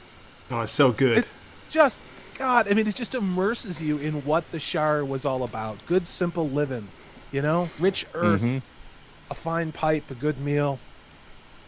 I love this. I like. One of the things, I love this part of the movie. Yeah, it's great. And then the I wife love, and then the Whoops. look. I love the. I don't know if this was. We already passed this in the little talk that they're having, Frodo and Gandalf. But I just love the line too. Just half the Shire's been invited, and the other half is coming anyways. Oh, I can't wait till we get to there. What Bilbo says to them. It's one of the best. It's one of the best examples. It's one of the awesomest examples of passive aggressiveness you'd ever see, and it's epic. But let's keep this moving. So, obviously Gandalf is coming. Obviously Gandalf is coming to the Shire for Bilbo's birthday. It's gonna be a big event, and Gandalf is historically been known throughout the Shire for his fireworks. So like there's a long history of that, and we learn a little bit more about it later in the movie with when Sam talks about Gandalf and stuff. But I think this old fart right here, who's laughing, he probably saw Gandalf as a child himself, setting off fireworks. I know Bilbo, they showed like examples of that in The Hobbit with Bilbo. So Gandalf has had a long history in the Shire. I actually kind of want to reread some of that history because he was friends with Bilbo's grandfather, if I remember correctly, the old Took and stuff. So other than that, outside the outside world, nobody has ever taken really any notice of the Shire. So nobody knows what a hobbit. Nobody, as we learned throughout the movie and throughout the Lord of the Rings, nobody knows what a hobbit is. Mm-hmm. They're always called halflings and stuff. So. Mm-hmm. I think another great thing to point out for this scene, and it goes for pretty much the entire movie, the entire trilogy, but Howard Shore and everything he's doing with the soundtrack here is just incredible. Preach. Amazing. Yes. Yeah, that always hits like it's just like it's got the right sound. It's just like I loved how it opened with the it's just like the you're building up anticipation. You're hearing choir. Once I hear choir, I'm completely into the movie at that point. Stuff. So It brings you into this. It escapes you from your present life and brings you into this home comfort. That's what this ideal, simple life of just being around family and friends. I wanted to say, I didn't get a chance to, but I want to just say that first 10 minutes of the Fellowship of the Ring with Galadriel and just seeing the backstory to everything, in my opinion, is the best prologue in any movie that I've seen. Yeah, it's definitely top five. Definitely top five overall in history. But from a fantasy movie perspective, it's perfect. It's just absolutely perfect. It sets everything up. It sets everything up. Like I am so excited to watch the rest of the movie now because of what that prologue set up. We know this. We have a basic understanding of the stakes, and as the movie goes on, the stakes get higher and higher and higher and higher as it goes. And the next scenes are right into peaceful living, right? And so you get this tension and then right into peace. Exactly, yeah. Great contrast. Yeah, I mean, Go ahead. I was going to say, just to give you an idea of how much people love the Howard Shore soundtrack for not just this movie, but The Two Towers, as well as Return of the King. Good luck trying to find this on vinyl, on LP, because you can find the complete box set for all three movies. I forget how many discs are in it. It's going for $1,200. You're kidding me. That's how much. That's how much people love Howard Shore's soundtrack. Yeah, forget that. I'm just gonna get it on iTunes like I already did. The soundtrack is $1,000. $1,200 used on vinyl because like hipsters like to collect records. Yes. So I love records, and I've been looking for that set for a while. It never really goes below $1,000. Oh wow! Wow, Salty. What is this thing you call vinyl? Amazing. Well, that's Showing one your of age. Boomer talk. Isn't that what the dinosaurs used to listen to music and stuff? Yes, The prehistoric era. Salty, isn't it way past your bedtime? I mean, come on. Yes, I'm gonna find where all of you live and. Well, no, I was gonna say when you're talking about that Howard Shore bit, I just looked it up on Spotify because I guess I could do the opposite side of the, we go from the ancient history to the modern day. But sorry, I had to put it in. Oh, there. I'm just gonna. I'm But- sorry, Nerdporeal. Fuck you. There you go. Okay. Okay. But even concerning Hobbits on Spotify has 78 my million Yes. listens, and Yes. that's up I need there. a guitar. I was checking with these there's these super popular rappers. Their most top song is 200 million plays. Yeah. So when you're looking at something from a Hobbit movie Lord of the Rings movie 20 plus years ago is still up there with 100%. some of the most popular modern artists. It's pretty impressive. It says pretty much all you need to know. Absolutely, dude. Absolutely. So we're back. We're back on. Let's get back on track. So we see Gandalf finally reuniting with Bilbo. So now they're both old now. So, but here's the thing. Here's the thing that they know. Even Gandalf notices. Bilbo, even though he's 111 years old, look at him. He's barely aged today and stuff. Yeah. And you're like, what is going on? What is the secret he's carrying? Is it good diet? Is it keeping active? Is it exercising? Nope, it's actually something much more sinister than that, I'm afraid. Yes. Base meat. Real quick, Nerdporeal, you guys were talking about the concerning Hobbits theme. I can actually play it. Would you like me to? Yeah, go ahead. Gotta be careful. Oh, Don't you're gonna play worry. it yourself. Never mind. Go ahead. Yeah, I gotta. Yeah, cool, man. All right.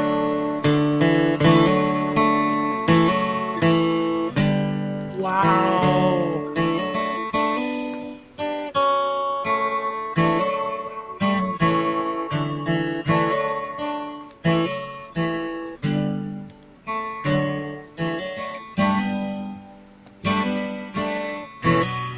Damn. I got a couple notes wrong on purpose, just so I don't get copyrighted. No, dude, bravo. Nice, man. No, Nice. I knew you were going flat on some. Bravo, brother. That's Something awesome. you That's need a awesome. cigarette break. awesome, dude. Thank you. Can So you rent good. a Captain Paul somewhere? Yeah, probably. Let's do it. Yeah. Yeah, we have a renting van. We have a van that we can rent one I out. got a Is van. is that van down by the river? It No, will it's be. got It's wherever you want it to be. I got chloroform. We're good. The guy's got talent, Hey, though, for real. hey. For real. Hey, thank you. I appreciate that. That was awesome, dude. Really. Yeah, it was. I totally agree. Well, I will use this moment that you guys are complimenting me to shameless plug my channel, the Star Wars Guys, where you will hear more stuff like that on a pretty regular basis. I'm Holy subbing crap! You now. have a channel? You have a channel? Yes, I have a channel. Why am I the last one to find out these things? You appear on it pretty much weekly on Tuesday Night Trek. Oh, is that what it is? I guess I Yes. forgot. I guess I kind of forgot. Maybe Too much maybe my around name- the nail, maybe- Dale. maybe my name is Alex Kurtzman. Maybe I just kind of forgot. Too much About my long own- bottom leaf. Long Captain Paul, I Oh, want to see Toby. you on your channel on the bridge with the sword in your hand. Imagine that. Oh, I've done even crazier things than that. I've appeared on my own bridge with a lightsaber in my hand. And Did you have Still more, cool. still more accurate Star Wars than we've gotten since Disney bought it. That's all I'm gonna say. thank you. And Star Trek. Are you gonna get you and Mando on fire? Just all women are queens. And if she breathes. We've already done something like that, minus the cringy dialogue.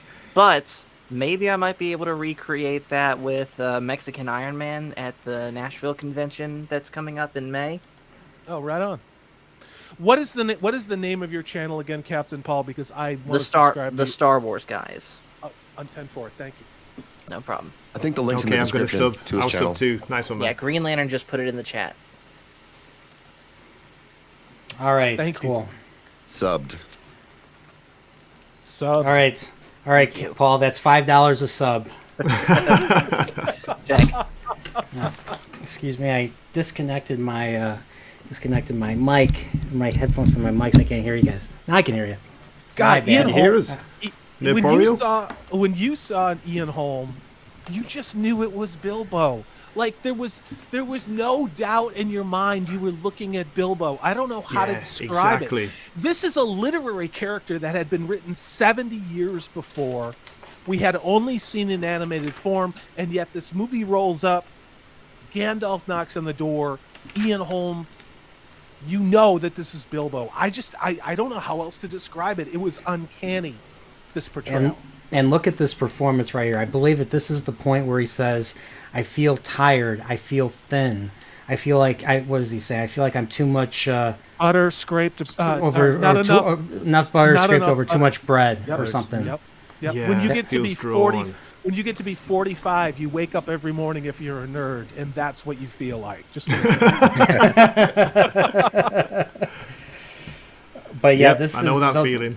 So now there's a little bit of tension building up here with Bilbo and stuff, because what has he had all this time? The ring. But unlike Gollum, he hasn't went crazy and has started eating raw fish and killing things and stuff. So can we backtrack for real quick, talking about Ian Holm as Bilbo, because a scene that didn't make it into the theatrical, but did make it into the special editions was really cool, where we see a little bit more of Ian Holm writing out concerning hobbits in his big red book, but then the scene changes where he just randomly reaches into his pocket and realizes, oh crap, the ring's not in there, and he starts getting more and more anxious as he tries and find it. But then he finds it in one of the pockets he didn't check, and he just breathes this big sigh of relief, sort of foreshadowing how addictive the ring is. Yeah, it's scary. I mean, when you think about it, it's just like you don't even want. I mean, you kind of wonder like how close. Let's be a little. Let's be science. Let's look at the science here. How far do you have to be away from that ring to be controlled by it? It was in his possession for what was it, almost 65 years, and hobbits possess an amazing resilience to resist the ring. However, because of that, because of their fact that they're not really interested in power or ambition so much. They're just more interested in living the sweet fine life on the land and stuff. So that's why hobbits were the best best candidates, as opposed to like Gandalf or the elves or even men or dwarves to bear such a thing. Because but I'm sorry, I didn't mean I didn't. No. I didn't mean to interrupt you. We're talking about the way that Bilbo hasn't really aged, and the way that Peter Jackson, the way he shows it, the foreshadowing of, you see like Gandalf looking at Bilbo and he's kind of fumbling with his pocket. He's always kind of touching his pocket, isn't he? I love that. I love that build-up, the way they do that. Oh, yeah. Highlight this one comment from Anono Moss, who says, Gollum was far away and still controlled by it. Yes. Yeah, that's true, actually. I think once you get into contact with the ring initially, then it never really lets go of you. Like, it becomes part of you. It becomes part of your consciousness, unconsciousness, and stuff. I don't know how to describe it, but it stays with you. Well, whether you know it or not. It's Nerdrotic who said over and over and over again, and this is someone who's in recovery. And when you're in recovery, you never stop being out of recovery. You fight it every day. This is the perfect allegory for addiction. I mean, it really is. I totally agree. Yes. I have supported a lot of people going into those halls. I am not in recovery from that. But I did go to meetings that occur on the other side of the hall. I'm just going to say that. So it wasn't for addiction. It was for, it's called Alcan. And those are the people that try and help people with problems that aren't those to fix. So this is such a perfect allegory for addiction, whether it be alcohol, gambling, certainly hard drugs. It's absolutely, absolutely true. And what's crazy is that it seems like he's kind of got an itch here, but once we get to Rivendell, and I'm jumping ahead, and it turns into this almost demented version of Bilbo reacting because all he wants is another hit of the One Ring. when Yeah, so after good, they so heal good. Frodo. It's like you see this. I mean, you see what it did to him, and he knows immediately.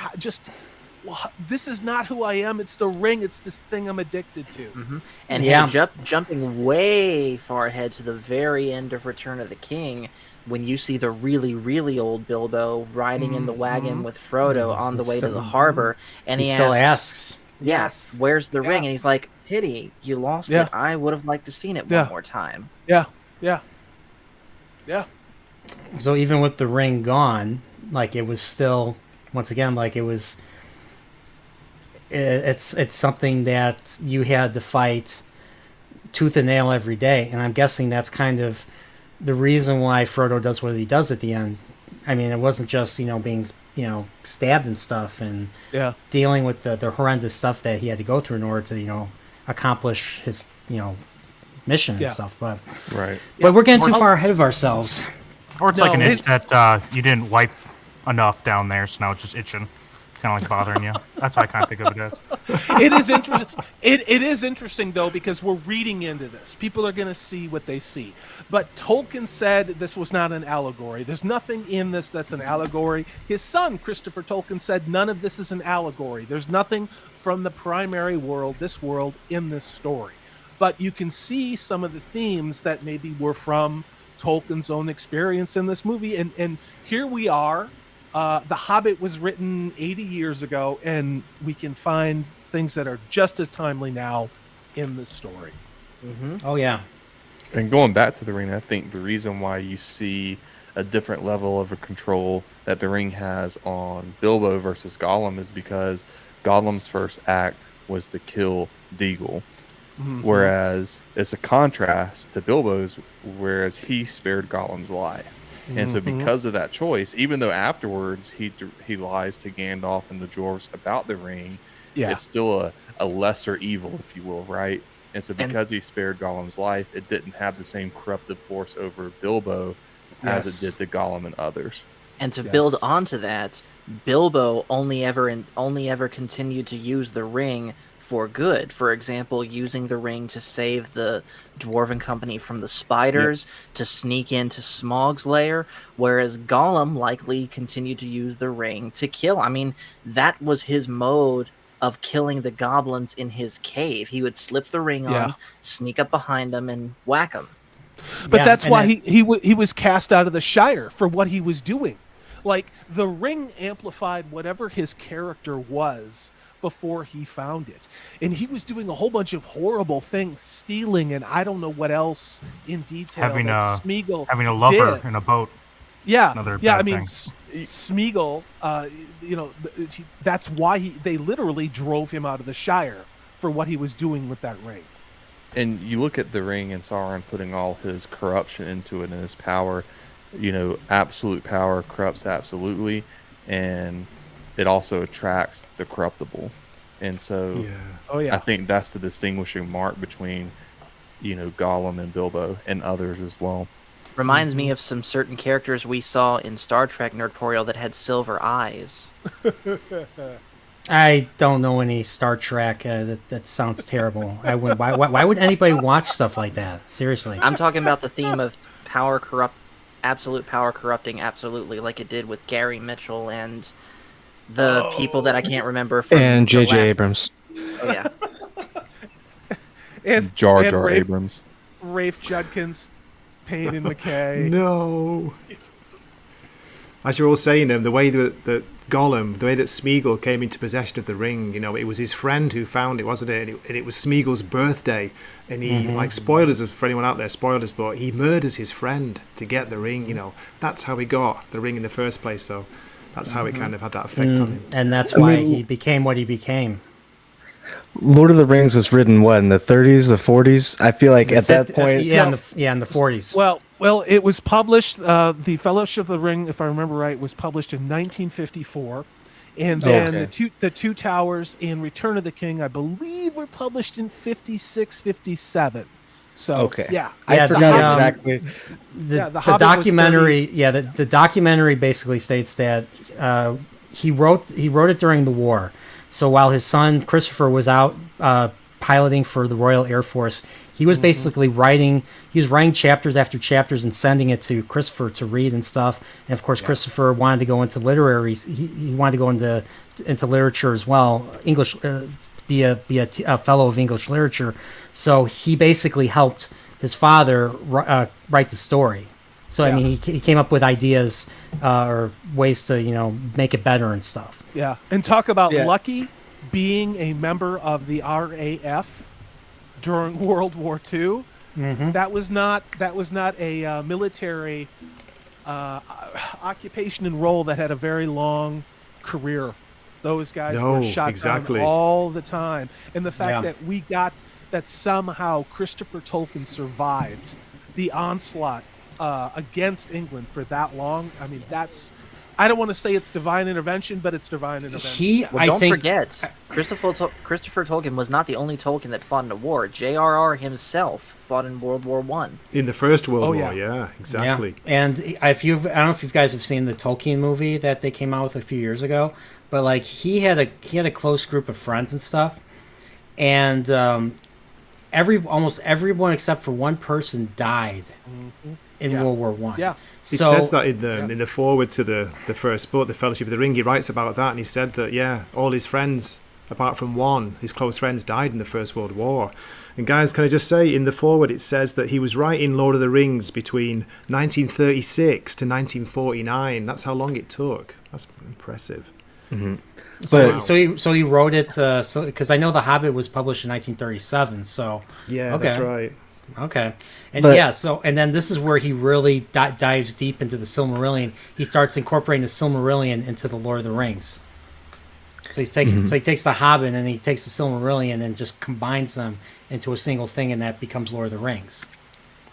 Mm-hmm. But the long story short, what I was getting at is about 70-year-old books, 20-year-old movie. I feel like the spoiler alert tag. I think it's a little. I don't think you have to worry about that anymore. No. Whoopa, don't spoil the movie for me. Oh, I'm sorry.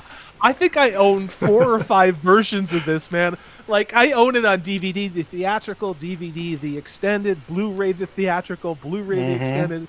And I can't wait for this Mithril version. If that's a real thing, take my money. That's going to be amazing. Mm-hmm. I'll be honest. When I was preparing for this stream, I was watching because I just upgraded to 4K.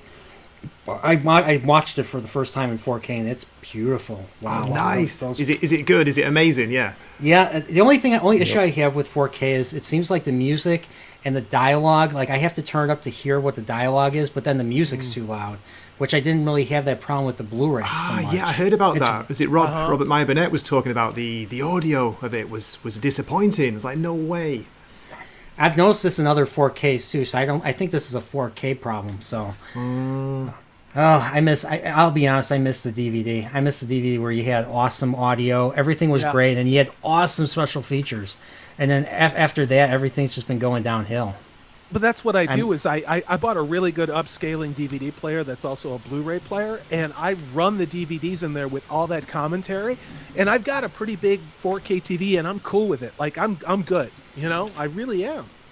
Yeah, I mean but the picture is beautiful. I mean the quality is just out of this world and stuff.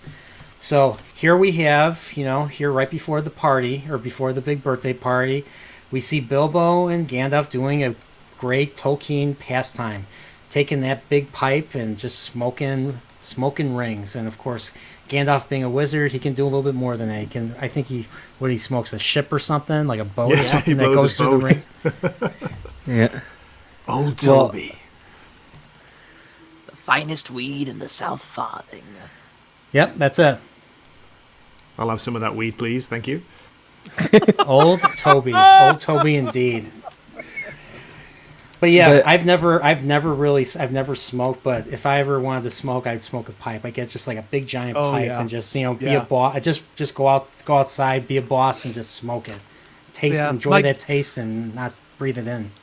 My grandpa, and I've said this on a previous live stream, used to make his own tobacco blends and then soak them in bourbon, and then slow roast them in the oven when I was a kid in the 70s. So my grandparents' house smelled like bourbon pipe tobacco, roasting all day long. It's a wonderful God, aroma. that sounds amazing. Did man. you ever It's did you true. ever did you ever taste it? Have a smoke of that? No, well, I was like 7 to 14. No, but I did smoke a pipe in college because I thought I was going to be a poet and a thespian, and then I realized that how do I say this, that because of my orientation I wasn't going to get very far in theater, and I didn't like being poor, so I became an economics major. But I still smoked a pipe for a while. There you go. Oh, but I was gonna say something real quick, backtracking slightly. This is something I just think back to this when we were talking about Star Wars recently on your channel, and obviously Tolkien was first. I don't remember, I don't know exactly, because I'll admit I haven't read the books. I read Hobbit, and that's amazing. And I started Fellowship once, but then I had to give the books back because they weren't mine. But like something that we were talking about with Star Wars that was awesome, and it's also awesome here.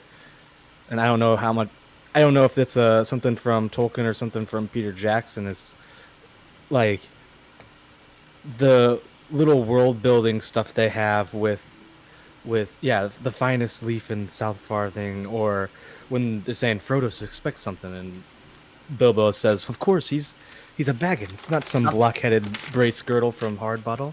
And it's like if you don't know the book, even you still hear this stuff, you're kind of like, I don't know what these things are, but it still fits. It fits perfectly. You get the idea of this world that you're living in without having to go through, so much of the clumsy explanations that we get nowadays in movies and even books. But that's something that I just wanted to bring up, because I thought of that when I heard this after we were talking about the Star Wars movies. I'm like, they do this perfectly in this movie as well, and the books. But yeah, I just want to bring that up real quick. Well, thanks for sharing that. So we're now at Bilbo's party, and the whole Shire showed up. Everyone showed up, whether they were invited to or not. So some of the highlights, I wrote down some of the highlights. So here, Frodo pushes Sam to dance with Rosie, the one he's attracted to, the one. Can I share an embarrassing moment real quick? Sure, go ahead. Like how Frodo forced Sam to dance with Rosie. I remember one time watching this movie, and Mom forced me to get up and dance with her to this music. Your mom or somebody else's mom? My mom. Dun dun dun dun dun dun dun Give me- dun dun. Is she good looking? Rosie was good looking in the movie. Yeah. Mm-hmm. I mean, So I gotta take myself to. I gotta unmute myself so Gray can hear me laughing at what he's saying. Sorry. what's he saying? I'm nothing. Gray I'm was just saying. What movie are we talking about again? I can't remember. Zax, what movie are we talking about again? No, Zach's. Don't ask Zach's. The Gray Lion, was the Witch, and the essentially. Wardrobe. Gray was essentially asking if your mom was hot, which I thought was hysterical. So how am I Well, supposed also- to answer that if my mom? Is she Also, hot, thank though? you. That is the right Do you answer. have- Yes. No, here's the answer. Do you have a photo? Yeah, just send it in the group I'm chat, not going please. to dox my mother. We can decide. At least not on this. We don't need to channel. know her address or name. Just Yeah. a picture, please. Well, It's I was alright. also gonna say he's back now, but right then he said, "Oh yeah, Rosie was hot in this movie," and then suddenly goes off camera. I'm like, what's going on here? Yeah. Salty, it's all lies. I wasn't talking about Captain Paul's mum, who I'm sure is very pretty. I was talking about Rosie in the movie. Don't you think she's pretty hot, man? Yeah. No. Absolutely. Are you kidding me? Absolutely. I'm waiting for like a punchline for that. Like, Oh yeah. it's not. There isn't one though, huh? What's that? Going off camera now. Here we go. There you go. Just next time we see him, he comes back on camera. He's just out of breath. Okay, guys. Yeah. Woohoo! No. She's I mean, I'm 6'5", so I mean that would be weird. It would be like Sigourney Weaver trying to get it on with Peter Dinklage. It's just not going to happen. You know? It'd be like, Oh my that gosh. One picture. It's that one picture of Shaq and Simone Biles. You know what, guys? Actually, I've got a quick story about this from the production. Was I guess Robert Pattinson banged her on the Batmobile. Really? Yeah, Rosie. Yeah. Here we go again. Yeah. Oh God. Oh my gosh. Captain Paul, you have to save us. Save the stream, Captain Paul. Now all I can think of is Random Lord of the Rings fact. Even before the movies, Lord of the Rings was so influential on people that it even influenced a lot of classic rock, most notably Led Zeppelin. Absolutely. Absolutely, yeah. Misty Great. Mountain Hop and those are such Ramble good On. songs. The evil Gollum's gonna take her away. My Something like favorite, that. I'm gonna though, get is Battle of copyrighted. Evermore. The Yeah, Battle of Evermore. Evermore. Yeah, that's a great song. That's basically- that's my favorite Zeppelin song. That's one of my favorite Zeppelin. That's I think that's the Return of the King battle, if I remember correctly. Battle of Pelennor Fields. It might have been. Nice. Yeah. And I think Rush did a song called Rivendell, I think, in their first album, I think. So I have to look up all the Lord of the Rings references in classic rock. Even today, there is a metal band. I've never listened to them, but a metal band by the name of Gorgoroth, which is actually the name from one of the regions of Mordor that Frodo and Sam have to cross. Cool. Look at you with the knowledge, Captain Paul. I'm very impressed. Thank you. So let's keep going. So there's a nice little scene where Bilbo is telling all these little kids, mainly Peter Jackson's kids. Right there, this is Peter Jackson's son and daughter right there. No way! really? I didn't No know way. that. I didn't know Neither that. did I. Yep, that's his kids. Cool. Obviously they're grown up now, but Bilbo is telling them the story of how they nearly got eaten by trolls, and they're like, oh. And just look at their attention. They're just like, oh. I think they were shocked because of the CGI used in the Hobbit trilogy. That's probably that I can totally buy. I can totally buy that. So, I was gonna say that this whole storytelling too. I wrote a note, and it was this and in the futures, in a near future scenes, where I just wrote the Ians are excellent at their craft here. Mm-hmm. Ian McKellen, Ian. Holm. And Yeah, it's just two Ians, that's right. And the way, like, when he's telling the story, it's amazing. Like, he sounds like a storyteller.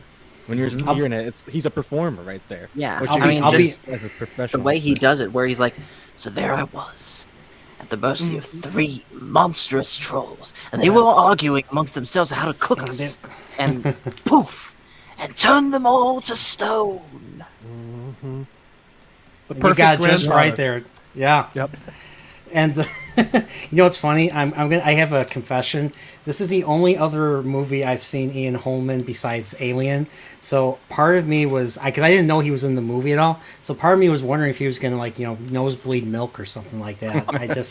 I Does he use the ring in Alien? Nosebleed milk. I haven't watched. I'm curious. Yeah. He uses the ring in Alien. He has a ring, and it makes him super powerful and very strong. And he bleeds milk, or he sweats milk, or whatever that white stuff is. I tries to stuff androids the ring carry. I have no idea what it is. I gotta watch these movies just so I know what you're talking about. Alien's tries to stuff the ring Alien's down a his- great movie. It's a horror. It's a sci-fi horror, but it's the reason why Metroid borrowed a lot of beats from the first Alien. So Aliens. All I Ian know, Holm.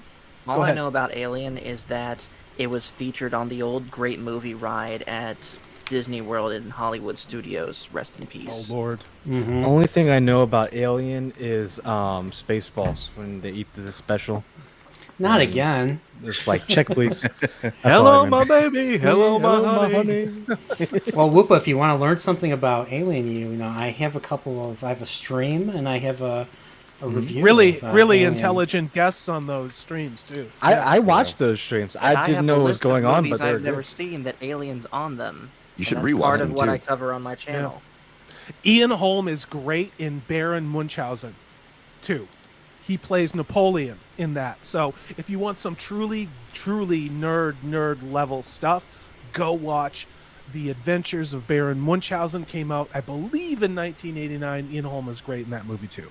Terry And Gilliam. Speaking of which, if you guys want to check out Brilliant. Amaranth in a Bikini, check out my channel, Zach7. Me Nice. and Holm was also in The Day After Tomorrow. Oh, was he? Tomorrow. Yes. That's a great Okay. He I was in actually Brazil did as check it well. out, Zach. Brazil. It's good stuff, huh? Good It content. is. It was great. So Paul, I'm reading this. Says Black Perfect Sabbath. Black Sabbath's "The Wizard" song is inspired by Gandalf. I thought The Wizard was inspired by that that '80s movie about Super Mario 3. That's the only The Wizard that I know of. Yeah. You guys familiar with The Wizard? Super Mario, where they show Super Mario 3 for the first time? No. Oh, and you can't forget the Power Glove. The Power Glove, the NES Power Glove. It's so bad. I just had to bring that up, but yeah, I have to listen to The Wizard. Black Sabbath. I used to listen to Black Sabbath when I was a teenager, but yeah, I'll have to check that out. So, all right, so let's keep going. So, we meet. So after Bilbo does this little thing, I think we meet Merry and Pippin. Yep. So Merry and Pippin are. So One of my favorite scenes of the movie, dude. One of my favorite scenes. This was not in the book, but Merry and Pippin just simply behaved themselves. So I think they're both from Buckland, and they're basically Frodo's best friends. And as you see here, the Gandalf's fireworks are legendary, so they try to set one off. The big one. You want to know something really cool? The guys that play them, Billy Boyd and Dom Monaghan, now have a podcast together. It's called The Friendship Onion. Yep. Yep. Sax and I were just talking about that.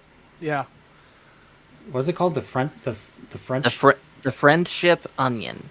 Oh, the Friendship Onion. Okay, I was like, you gonna say? I thought you said the French onion first time. Mike, that's a delicious soup. But sure. I enjoy Pippin's character because there's so much tragedy that befalls certain characters because of his actions, but then there's so much triumph that also occurs because of his actions as well. Yeah. Not to it's mention almost he is one heck of a singer. Yeah, it's Yes. also it's remarkable what happens when you don't try and change the hero's journey, because all of these hobbits have their own hero's journey in their Yep. own way, not Yes. just Frodo, Nope. and I it's mean- like, yeah, go ahead. I mean, Sam was there for Frodo, and like he says, Frodo would not have made it alone if it wasn't for Sam. But you know what's so bad is about the state of our culture is that people can't look at Frodo's and Sam's relationship and that tie of friendship without making some sort of orientation joke, right? About it. Nobody ever thought this. Not in the hate that. 70s, not I in the really 80s. hate that. Nobody talked about this in the 90s. Nobody talked this about in the aughts. It's only in the last 5 years. No one ever, ever said that. Ever. Really? No one ever. It wasn't even some crazy conversation that you heard in a chat room when it was still dial up on the internet. Nobody thought that. Hot It take. was like, Take everything that you just said and copy and paste it to Dumbledore and Grindelwald. I agree. I've Just said that saying. Yeah. before too. I mean, I get why J.K. Rowling, and I have a lot of respect for her writing ability. I do, and I also have a lot of respect for her standing up to these lunatics that she is. But yeah, I didn't read the Harry Potter books and go, gee, I hope that this character is a heterosexual like I am because I need to be represented. You know, I was busy reading about Hogwarts and Harry Potter. Do you know why you didn't think that, Corey? Because it had nothing to do with the story they were telling at all. Thank you. Yep. You. you guys just sound like a bunch of bigots. I'll be honest. Obviously. Are you sure? Are you sure Grindelwald doesn't look like you at all? I mean, really? Like maybe he does. You mean Johnny Depp? Yeah, Johnny Depp. Sure. Although they replaced him because of AH. But So yeah, now it's what's his name? Mads Mikkelsen. Yes. Mads. Yeah. I That's think just so dumb. representation matters, right? I can definitely understand if I someone's agree. perspective is coming from like, hey, I haven't ever seen a movie with someone that looks like me or something like that. I can understand that perspective, but what bothers me, where my line is that when it becomes more about narcissism, where I have to see someone who not only looks like me but acts like me, has the same taste like me, and again, that comes down to our generations, I should say, being very narcissistic, and everything has to be them. I mean, I think we were talking when we were reviewing Aliens. I said that Ripley was one of my favorite female characters. One of my favorite characters just of all time because I've related with her for so much. Even though I don't look like her, I don't fight aliens in space, only on Earth. You don't? Yeah. Why not? Why don't you? You're also not doing competitive swimming for the NCAA, and claiming to be a woman. Yeah. And so it's one of those things. I don't have to have someone who looks exactly like me. In fact, I don't want someone who looks like me or who acts like me. I need to get out of myself. And it's one of the things that makes the Lord of the Rings so great, in my opinion, better than the Chronicles of Narnia. Even though I appreciate Narnia for what it is, I understand what C.S. Lewis, a direct representation, he was trying to do. And it's good in its own right. But with Lord of the Rings, there's these principles from the Bible that Tolkien pulls that just resonate with everyone. And no matter what you look like. That's why it's been sold over 150 million times, The Lord of the Rings, and then The Hobbit over 100 million times. The Lord of the Rings translated into 50 plus different languages. The Hobbit translated in 69 plus languages. It's one of the it's the greatest, to me, it's the greatest story of the 20th century, and probably the second greatest story of all time. The first one is an obvious one because that one's called The Greatest Story Ever Told, and I'm sure you guys know what I'm talking about. Oh yeah. Yep. That's why they're coming for it. Movie. Question for you guys. That's why they're coming for it. No. Question for you guys, and this is sort of inspired by something Green Lantern's saying in the chat. Tom Bombadil, y'all think he should have been in this movie? No. No, not really. There's no way to do it. No way to do it. No. I mean, it would have made the movie much longer, and it just doesn't connect to the rest of the story. It's like an episode. It's like an episode. The only way, it's like a bottle episode if we're gonna go by Star Trek terms. Okay. The only way it works is if they have Stacey Abrams be Tom Bombadil. Okay. No, let's not talk. Let's not talk about Stacey Abrams. Kick him out. No, I agree. I think I remember hearing something about that with either Peter Jackson or someone saying like, yeah, we can't. Like, we figured out we couldn't really do it justice, so we just figured don't do it at all. Something like that. Well, you can't convey everything in a book in a movie, and it would offset the entire flow of the movie, right?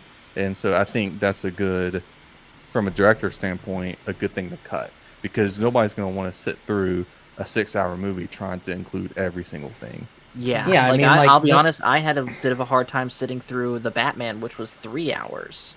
Yeah. Tell me about it. Yeah. Okay, I will push back against that, though, a little bit, just because I think the thing, and I think the Lord of the Rings, especially the extended edition, what they show is it's not that people aren't willing to sit through a 3-hour movie. It's that people don't want to sit through a 3-hour movie with 1.5 hours of fluff.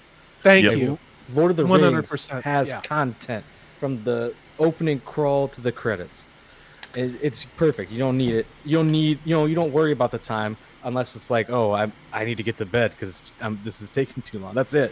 It doesn't feel like a chore to watch because it has actual content. Everything that's happening is relevant and well made. So that's all I'll add to that. Agreed. So I want to read the tad that shouldn't be, and if I'm pronouncing it wrong, let me know in the chat. But he says one of the purposes of Tom and Goldberry and the journey through their lands was to show what Earth was like before Melkor corrupted it. I'm assuming Melkor is just another name for Morgoth. The ultimate evil, Sauron's master. So the reader could see what was lost. Oh, okay, interesting. It's very. You kind of wonder, like what was going through Tolkien's mind when he was, when he was writing this particular passage and stuff. So, okay, that's a very interesting thing to hear. So, well, but like everyone's basically saying, Tom Bombadil wasn't in the movie because he wasn't really essential, and I agree with that. I mean, he was basically there to help, lead them to Bree. So, they cut out chapters 5 through 8 in the first book. Yep. The Barradals, where Merry and Pippin get all the swords that was it Pippin that stabbed the Witch King of Angmar? Right? Yes. And no, that was Merry. That was Merry. Oh yeah, sorry, Merry. Yeah, Merry. But in other news, I have to wake up early in the morning, and even though I'm not old, like the softy Texas sea, I am old when it comes to having to wake up extremely early. Hail to you. So are you leaving me? I'm leaving you. I hate to leave because this is my favorite movie and trilogy and novels, but I need to be responsible and go to sleep and wake up early. So. Okay, well, is there anything you want to plug? Don't you have like a channel or something? Yeah, we have a channel. We have a podcast. You can find us anywhere you listen to podcasts, The Underground. Also, we have a channel called The Underground as well, where we review anything entertainment related. So primarily movies and TV shows is what we do, but from time to time we'll review a video game like Elden Rings. So everything Nice. entertainment related. So no new Lord of the Rings, then, right? Can't Exactly. No new Lord of the Rings. Just bashing that. That's really all that is. It's an awesome channel. Go sub. Yeah. Joseph, Appreciate you're it. so awesome to work with. It's great to work with you again. I Yeah. appreciate it. Appreciate you guys. This has been fun, and let's do it again. Are you planning on doing another one after this, Nerdporeal, on the Two Towers? Are you saying the story doesn't end after this? Holy It crap! does not. I guess I might have to. So we'll see how far we get with this. I don't know. I'm at the rate we're going. We're not even like a quarter through the movie yet. We're not going to So- get out of the Shire, guys. This is I going to don't- be an 8-part review. At 6 a.m. At 6 a.m. Y'all are halfway through the movie. Joseph, where Josh, can I get a take hold us of out. you? What's that? Where can I get a hold of you? He's on Discord. So I'm on Discord. If you go to our channel, you'll see the links for everything. Would take you to direct.me. If you listen to our podcast, the show notes will also have the links. You'll find our Instagram, Twitter account, our YouTube channel, our Odyssey channel, our Discord, everything you need. And you can also email us as well. So All right, one more time. What's your channel name? The Underground. The Underground. I'm looking for it now. I appreciate you. Y'all have a wonderful night and keep holding it down. Take it easy, Joseph. Take it man. easy, mate. See you again. All right, so we are at this point now. So Merry and Pippin committed their little shenanigans, and well, Gandalf basically is there, and he twists their ears. He's like, and we find out their names: Meriadoc Brandybuck and Peregrine Took. I might have known, and then he makes them wash all the dishes. So my question is, I didn't know Gandalf was in charge of the dish detail and stuff. Well, they stole his fireworks, and let's be honest, probably the show closer, and I've always thought this, is that the show closer was going to be the Great Dragon, was going to be Smaug, personified by the fireworks. And these two knuckleheads shot it off in the middle of his, routine. So, of course, he's going to be a little salty, no pun intended, and make them do, the crap job. Yeah, and I doubt he was in charge of dish detail, but I'm guessing he went to whoever was in charge and said, "Hey, I've got two hooligans. I'm gonna make them do all of the work for you." And I doubt he got much pushback once he said that. Yeah. So, so we have that, and then of course after that, there's a deleted scene that's not in this video. I have the theatrical version up here. So Frodo and Bilbo hide from the Sackville Bagginses inside the tent, and Bilbo I think Bilbo tries to tell him what he's intending to do, and he just can't get the words out of his mouth and stuff. So. And Frodo's like, Bilbo, have you been drinking the I forget what he's The Gaffer's Brew. The Gaffer's have you been home have you been brew. drinking the Gaffer's Brew? He's like, well, yeah, but that's not the point. That's not the point. And I think the scene ends at that point. It doesn't. I love that whole thing with the Sackville Bagginses. And Thank you. it reminded me of, this isn't a deleted scene. It's just earlier, and I always love that. It's Sackville Bagginses. They had never forgiven me for living this long. Yeah, and here's the thing, though. He actually, in the book, the movie doesn't do this, but the book does. He sells this house to the Sackville Bagginses, and he moves to Buckland. He moves to Crickhollow and stuff. And that's where the movie's that's where the movie and the book very kind of diverges a little bit. Then it reconverges at Bree and stuff. So. Hey guys, I'm having a hard time finding the Underground channel. Can someone send a link to me, please? Yeah, I the link am is a in subscriber, so I the can link is in find the it for you all real quick. all your links are in the description on my my video. Oh, okay. All right, I'll just go there. Don't go there, Paul. Don't go there. You're better than this. Too late. Okay.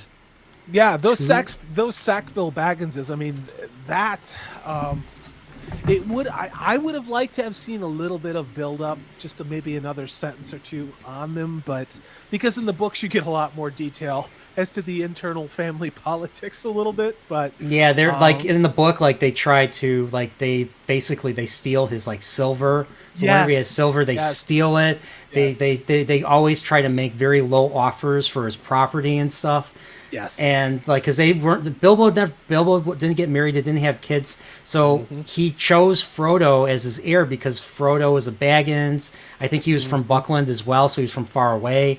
So he kind of comes in as an outsider, and just Bilbo just makes him his heir, and that just like completely derails what they intended to do. So that's why, that's why they have this grudge and stuff. And, well, and it also goes back to the Hobbit as well, when they were when he comes back, they're pretty much ransacking his house, selling off all his stuff. Mm-hmm. Oh yeah, that's right. Hey, I was going to call that out. Thank you for doing it. It's so true. I mean, they're literally walking down the road with all of his crap and selling it.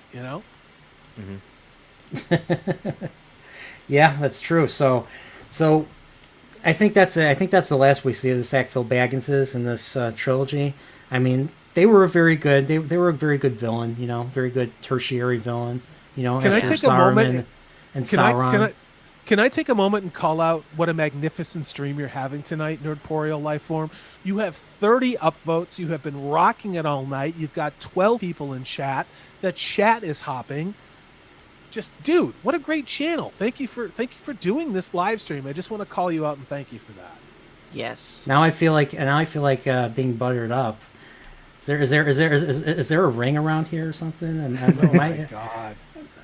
Oh, but I appreciate it. Thank you so much. I appreciate that. That's the correct response. Yes, you're welcome. Yes. And I do want to mention everyone here on the panel that I wasn't already subscribed to. So Salty, Zax, The Underground, Flaccid, Gray, all of you guys I have now subscribed to. Cheers. Thanks, appreciate I subscribe to you. Yeah, absolutely, dude.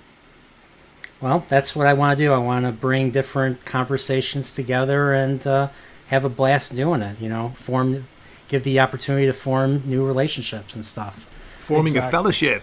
Forming a fellowship, yes. Something I learned from something that really inspired me from my friend Marty's wedding a few years ago. So he's been on my stream. He's my friend in real life, and I mean, this is kind of the basis for what I'm doing right now. And Nice.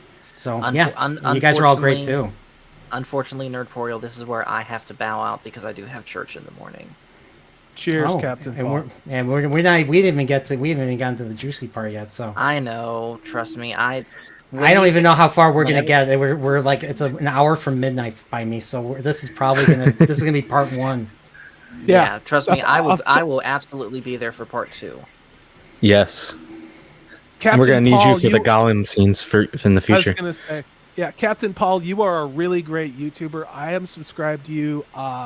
If you're on Twitter, reach out to me. I would like to talk to you about a couple things. So it's been great tonight to meet you. You're awesome, dude. Thank you. Yeah, great to meet you. Well, guys, I'm gonna go ahead and head out of here. A couple things I want to mention, of course. The regular occurrences on the channel. Tomorrow night's our normal Sunday stream. We're going to be covering the Weird Al Yankovic movie UHF. If you guys have never heard of it, look it up. It is actually free to watch on YouTube. And then, of course, this week is the return of Tuesday Night Trek. We're going to be covering the first 5 episodes of Next Generation Season 3. And then Fridays, we have Animation Friday, where unfortunately it's been pushed back a lot. I am sorry for that, Nerdporeal. But we are having it no matter what, this coming Friday at 9. And then, of course, my second channel, Master Paul's Game Room. I try and do some form of gaming stream on there just about every day. So, Captain Paul, what are you doing on Friday for your animation bit? Have you got that lined up yet? Covering... Right, we're in the middle of the 3D Clone Wars series, and we're about to get into the Night Sisters arc. Okay. And to me, that's where the show, it's like a turning point. This is really where the show really shines after and stuff. So, and I just rewatched the Night Sisters, and wow, it's it's so awesome. It's such an awesome arc, and the series really gets better after that and stuff. Like it gets really good and stuff. So definitely recommend it. So, all right. Well, thanks for coming on very short notice and stuff, Captain Paul. Oh, so, no problem, man. So yeah, may the wings of Nerdporeals carry you to happiness. And just remember, everyone, the Force is family, and gaming is for everyone. See you later. Cheers. Have a good Take night. it easy, brother. See you, man. Later, mate. Take it easy. Dude, And I have another such a good replacement. dude. Such a good dude. I just want to say that sincerely. That guy is a great guy. Great guest. Oh yeah, and I had the honor of meeting him, and we started the Tuesday Night Truck stuff. So, yeah, I totally agree. I just love everyone I've met so far. Nothing but positivity, and I want to keep building on that. So, but we have another guest. Let's welcome Green Lantern 345. He demanded that he be on the stream, so I had no choice but to consider. Welcome. Can't think of the word. What was that? Oh, what's wrong, Bilbo? I thought that was a frog costume, but it's actually one of the elven capes. Okay, cool. This is a handmade... He comes to us now at the turn of the tide. Yeah. Well done. This is a handmade cloak by a very close friend of mine, and I absolutely love this thing. Hey, thanks for having me on Nerdporeal. Really appreciate it. Lord of the Rings is shoot. I got all extended editions for less than $10 a piece, mint condition. Well, nearly mint. DVD or Blu-ray? Yeah, this is back in the day. Oh, okay. I remember the long 11-month wait for the extended versions to come out right after the movies released in the theaters. Nice. So yeah, once Return of the King came out, I was like, oh, I want to see what they put in. But waiting the 11 months, wow, that did pay off. I'll say that. So. Yeah. All right, so let's keep moving. So basically, Gandalf punishes Merry and Pippin, and we get to Bilbo's little speech right here.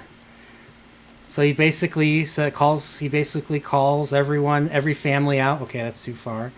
And he says one of the funniest things, and this is in the book too. He's like, I don't know half of you as well as I should like, and I like less than half of you half as well as you deserve.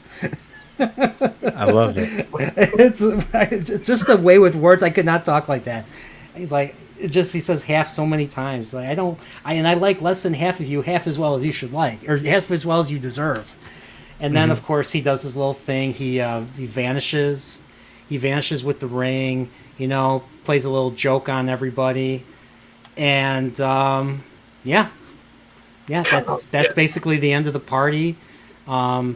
Everybody's leaving, and of course Bilbo runs back to the house, gets a good laugh, and of course Gandalf is already back there. He's like, you shouldn't use the ring. You shouldn't use the ring of power lightly and stuff. There are many rat magic. There are many. What was it? It was just None a of bit them of should be fun. used lightly. Oh, you're probably right, as usual.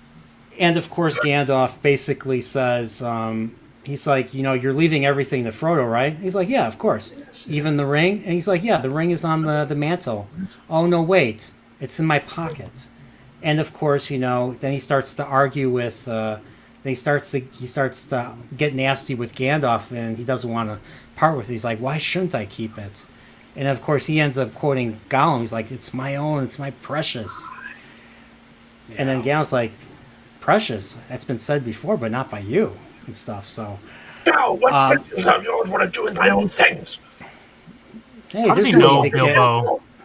How does he know Bilbo doesn't call everything precious? Come on, you can't just say that's only a Gollum word.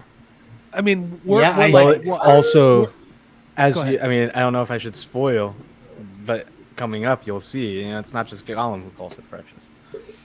Yep. What if we're like less that's than right. 1/20th into this movie, and we know exactly who these characters are. We believe that Gandalf is Gandalf, Bilbo is Bilbo. Your suspension of disbelief was suspended probably 30 seconds into Gladriel's voiceover. And that's the most amazing thing. You can watch this movie in 10 or 20-minute bite-sized sections because of how well it's put together. It really is. But this entire scene in with Bilbo after the party, with them in the house, and all of it is it's a very rare moment of cinematic perfection. Now, there are other movies in different genres like The Godfather 2, where you're going to experience those types of things. Star Wars, The Empire Strikes Back, same thing. But now, here we are, 22 years later, 21 years later, arguably. I mean, and this is not a question that needs an answer, but why are they not trying to make something like this now? It's killing me. It's killing me. It really is. Well, I wrote in my notes, not right here, shortly after, because there was a point in this that just made me say this. Like, why did we go from like early 2000s, George Lucas, Peter Jackson, to early 2020s, Jar Jar and Kurtzman? Like, how did we go from this? Because in my opinion, Peter Jackson, George Lucas, top 3 directors. I'm Peter Jackson. I don't know what much he's done besides Lord of the Rings. I haven't watched anything else. He did King Kong. Those. It was okay, you know. It was. But okay. I just just this is enough for me. It's like, well, this is incredible, and obviously George Lucas. I'll be honest. I'm tired of pretending that the prequels aren't cool, but like. You look at that and it's like, now watching this, I'm like, I remember why I loved movies growing up. You see this stuff and it's like, oh my goodness, this is just incredible. And it's like, how did we get to this? Like, what happened? We were doing so well. That's an answer that is it's YouTube deems a conspiracy theory, so you have to be really careful talking about it. So but I agree with you. I mean, that's why I say it on my own live streams. I rewatch these movies. I go straight through them. I may watch 20 minutes at a stretch, 10 minutes at a stretch, and then I restart them. And they never get old. They get better. Never. Yes. Right. I mean, I'm just watching it, and just like some of the dialogue, some of what is being said to each other, it brings emotion and brings tears to my eyes. I agree. And like, I mean, just I'm gonna say skip ahead, but when Gimli says at the end of the movie, "Oh, the Fellowship's been broken. We're totally screwed." Oh, and yeah. Aragorn comes up to him and he says, "Not if we hold true to each other." Yes. And that means to me, that means a lot and stuff. And so Boromir's sacrifice, like when you saw it in the theater, it was like an action sequence, right? But now here we are 20 years later. I watch what happens with Boromir fighting with 4 orc arrows shot into him, trying to save the hobbits. His sacrifice somehow 20 years later is even more powerful than it was cinematically when I saw it. And this was right after he kind of, effed up and, tried to, he lost control. He lost control and tried to attack Frodo and stuff. And that's why that's what pushes Frodo to leave ultimately. I mean, it was building up for the longest time, but that just it was a believable redemption for Boromir. Yeah, I think the great thing about all this too is, like, obviously we all know what's going to happen. We've watched this before 5, 10, 15, 20 times. We know, like, everything that's going to happen, and it's still great to watch. It doesn't take away from anything just because of how well it's made. It doesn't matter if it's your first time or your 100th time. Like, it's just that good.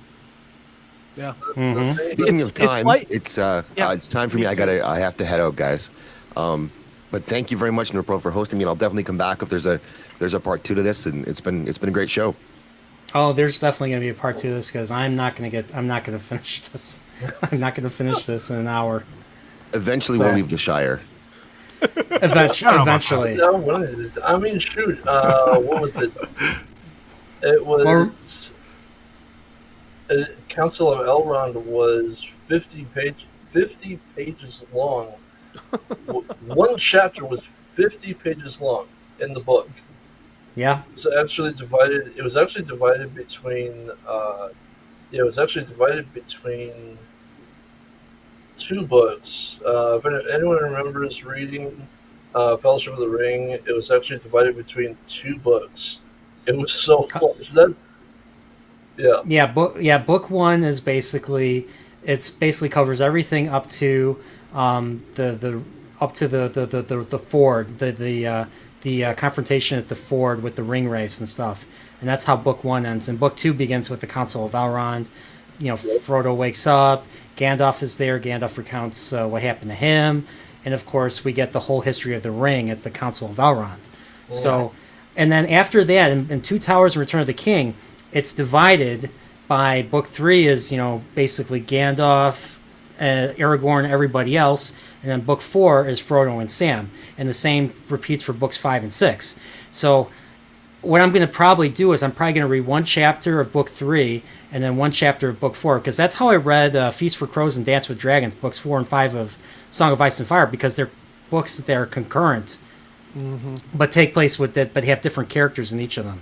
So I basically, that's how I read them. So. Zax, you guys should subscribe to Zax. You should. I know you gotta go. I gotta go too. I do. Hold on. If you guys are subbed already to me, then please go make another YouTube account, make 4 more, and then come back and subscribe to me 4 more times. And then watch at least 2 minutes of a video and we're good. And then do the same for Salty and Plastic and everyone else here. Of course. Yeah. But thanks for having me. All right. Well, have a good night. How can people find you? Zax is still learning how to do this. Zax, how can people find you easy on YouTube? Because there's 10 million Zax out there. There are. If you just type in Zax and the number 7 after in the search, it comes right to me. Okay. Really? Yeah, it does. Or if you can check out the description in the video, his link is right there. Exactly. Yes. Hey, Zax. Yes. Can you say hi to my dad for me? Just want to get that. I'll wake him up. Yeah, I'll wake him up. All right, thank you. You're welcome. I gotta go too, you guys, because like everybody said on this chat full of assholes, I'm old and I also have things to do. So, first of all, I want to say, Nerdporeal, God, dude, there's a reason why I keep coming on these streams. You have great streams. You are well prepared. You bring cool people on. I get to work with these wonderful people that I don't even know about. So I just want to call you out and say thank you for that. You are a great dude. You have a great channel, and I can't wait to give you super chats while we're doing this, just to break your balls. Well, once again, thank you very much. I want to keep this going. I want to keep doing this stuff. It's awesome. Yeah. It's one of the best things. One of the best things to do. I love it. I'm loving this.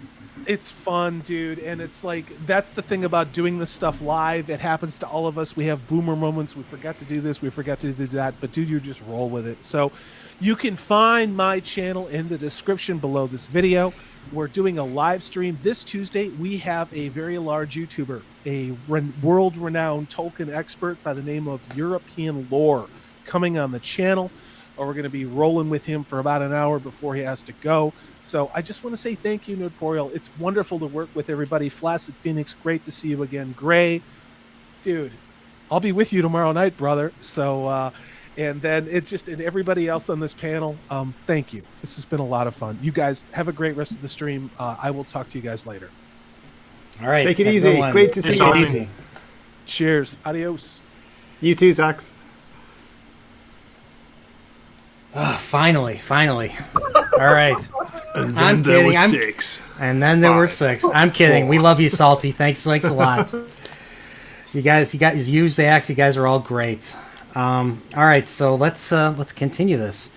So Gandalf is getting pissed off at Bilbo for being, Bilbo being, too dependent on the ring and stuff. So I love that little shadow makes, Bilbo scared like a little kid again and stuff. And I love that line. Do not take me for some conjurer of cheap tricks. I'm not trying to rob you. I'm trying to help you. And he's like, Bilbo, the ring is still in your pocket. And it lets out like a 9.0 on the Richter scale when it thuds.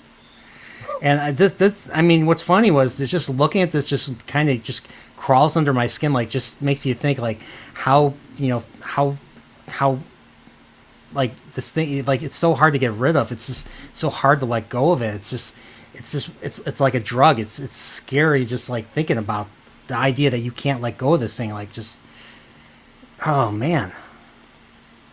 So just trying to drop it right here. And it just has that, it just drops like a freaking weight, and they create that effect so well and stuff. Like it just makes you think like how, oh man, I don't know how to describe sound it makes it. when it hits the floor, it's amazing, like isn't it? Boom, it's like a little boom, yeah. Yeah. It's like, See me, I don't know if anyone's gotten into Foley sound effects, like how they take ordinary items and turn them into like sound effects, like they did with the ring. I'm like, now I'm thinking, okay, what did they make? Because they use, I know when I've studied a little bit of Foley, and when people a lot of times when people are walking on snow, they'll actually use cornstarch and create the effect to line up perfectly with the shot, so it gets a better sound effect. So now I'm like, what the heck did they use to get that perfect thud? I don't know. I honestly don't know. What's wrong with that's one of the things I always liked about. I heard that Tolkien didn't want his books to be made into movies because they wouldn't capture the largeness of them or whatever. And I'm like, yeah, I get that, but it always impressed me with. I mean, I even like The Hobbit, the Hobbit trilogy, but Lord of the Rings trilogy, I think that will. I mean, I would say it's tied with Star Wars and Lord of the Rings. But I'll always be seriously impressed with all the sets and all the physical stuff, all the physical sets they had to build, the attention to detail. Like, I'm a real detail-oriented type of guy, and it always amazed me how detailed they were with the sets, and that like I could see the people working on them, and maybe nobody would notice like the little fine-tuning stuff that they did, and you never see it in a movie unless you pause it and just zoom in or do some kind of like really study it. And I'm looking at this thing, I'm like, holy cow, this is freaking insane.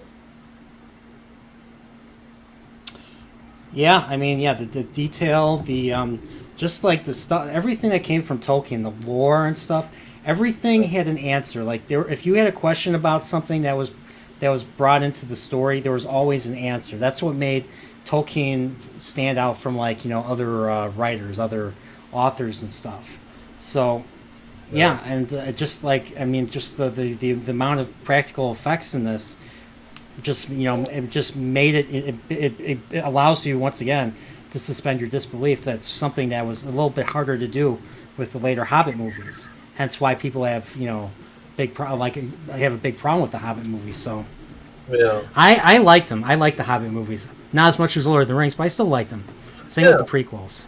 I don't like the prequels as much as the original trilogy, but I still like them. Yeah, I remember reading The Hobbit, and I was like, when I saw the first movie, I was like, okay, they're doing. It's not. No, the book and the movie don't start off the same, but I'm like, you know what? I like it. It kind of, I think it still fits with the overall story, starting with. Oh yeah, spoilers if you haven't seen Hobbit yet. Starting with Frodo and Bilbo, I'm like, I like that because it tied the whole 6 films together. And just for the record, I get why people don't like Legolas in the movie, because it's like he's not in the book. I'm like, yeah, I get that, but at the same time, I mean, wouldn't he be in the world? I mean, how old is Legolas? And Probably thousands of years old and stuff. Yeah. Yeah, I think so. People didn't like how he was treated because there was a stupid love triangle. That's the big problem that people had with it. It made Legolas look stupid and stuff. And I mean, people like Legolas. I mean, he took down an elephant in Return of the King. Yeah. That still only counts as one. Awesome That's scene. true. They're taking the hobbits to Isengard. Exactly. I mean, Nerdporeal in the chat, the Thad that shouldn't be made a great point about Jackson did a great job depicting the metaphysical weight of the ring. You know, we talked about the sound effects it made and how heavy it was. Oh, and So you cool. see it see it whenever like especially in when with Galadriel in the mirror. I forget what the mirror is called, but you know where he looks in the water and stuff. The ring is literally trying to. It looks like the ring is like being pulled by an invisible force. Mm-hmm. Well, and I was going to say in this scene too, another thing that's really great that plays it up is like it almost looks like it's clinging to Bilbo's hand. Like he pretty much has his hand almost vertical, and it's still not falling. And I think it's that concept also of just how hard, like, you know, even when you're trying your hardest to let it go, it's still just clinging there. It's that hard to give up. I think I might have. I was thinking about. I can hear that. Let me know, fellas. What do you think? The sound effect they used for the ring. A really large. This might sound simple, but I'm just going to throw it out there. A really heavy, large book thudding on the ground. Like a big giant book just going. Yeah, that sounds about right. I can see that. Yeah. Maybe. So the Tad that shouldn't be says in the Fall of Gondolin, Glorfindel killed a Balrog. Tolkien, the elf in the Third Age, the same, but did not intend it to be the same character. He decided to keep it. Okay, here's the thing though. When I first read the book, I was like, I thought Glorfindel was going to be part of the Fellowship, and I'm like, who's this Legolas guy? All of a sudden, there's another elf named Legolas. I'm like, who is this Legolas guy? I was kind of disappointed because Glorfindel is the one that basically that is the role that Arwen kind of stole in this movie. So he's basically the one that takes Frodo to the ford, and then he incants the spell that causes the river to wash over the ring wraiths. And of course Gandalf was the one that added the little horse effect and stuff, because that's what in the books that's what Gandalf does. He kind of makes things more he takes a spell and he kind of makes it more colorful. Like he adds a little bit of a flair to it. So like when Frodo disappears in the book from the party, he added like smoke or something, or made it seem like he just vanished out of smoke or something. So that's what kind of what Gandalf does, besides being an awesome character in the books. So, but yeah, let's keep going. Let's keep going forward. So Bilbo departs. And the book, it's 17 years until Gandalf returns and stuff. So, but luckily we don't have to worry about a time jump in this case. So, I think the first thing that happens is Gandalf goes back into the house, and he tries to touch the ring. He tries to touch the ring, and he has like an adverse reaction to it. And you see that really quickly, and zoom, like that. So Gandalf knows something is up, and this is really where the movie truly begins. So Gandalf knows there's something wrong with the ring. He starts thinking, and then all of a sudden Frodo comes back, And he tells Frodo to keep it safe and keep it secret. I believe puts it in the envelope, and actually, I guess he has the power to stamp it or to stamp the hot wax and stuff. I think wasn't that his seal? Wasn't that? Yeah. Yep. Yeah. So what's next? So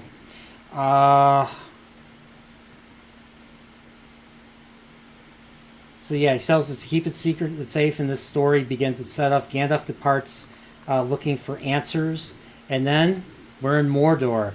And as you can tell, right here, we see that the castle of Barad-dûr, that's the house of, or the seat of Sauron, is being rebuilt. Kind of like is being rebuilt after being taken down for thousands of years and stuff.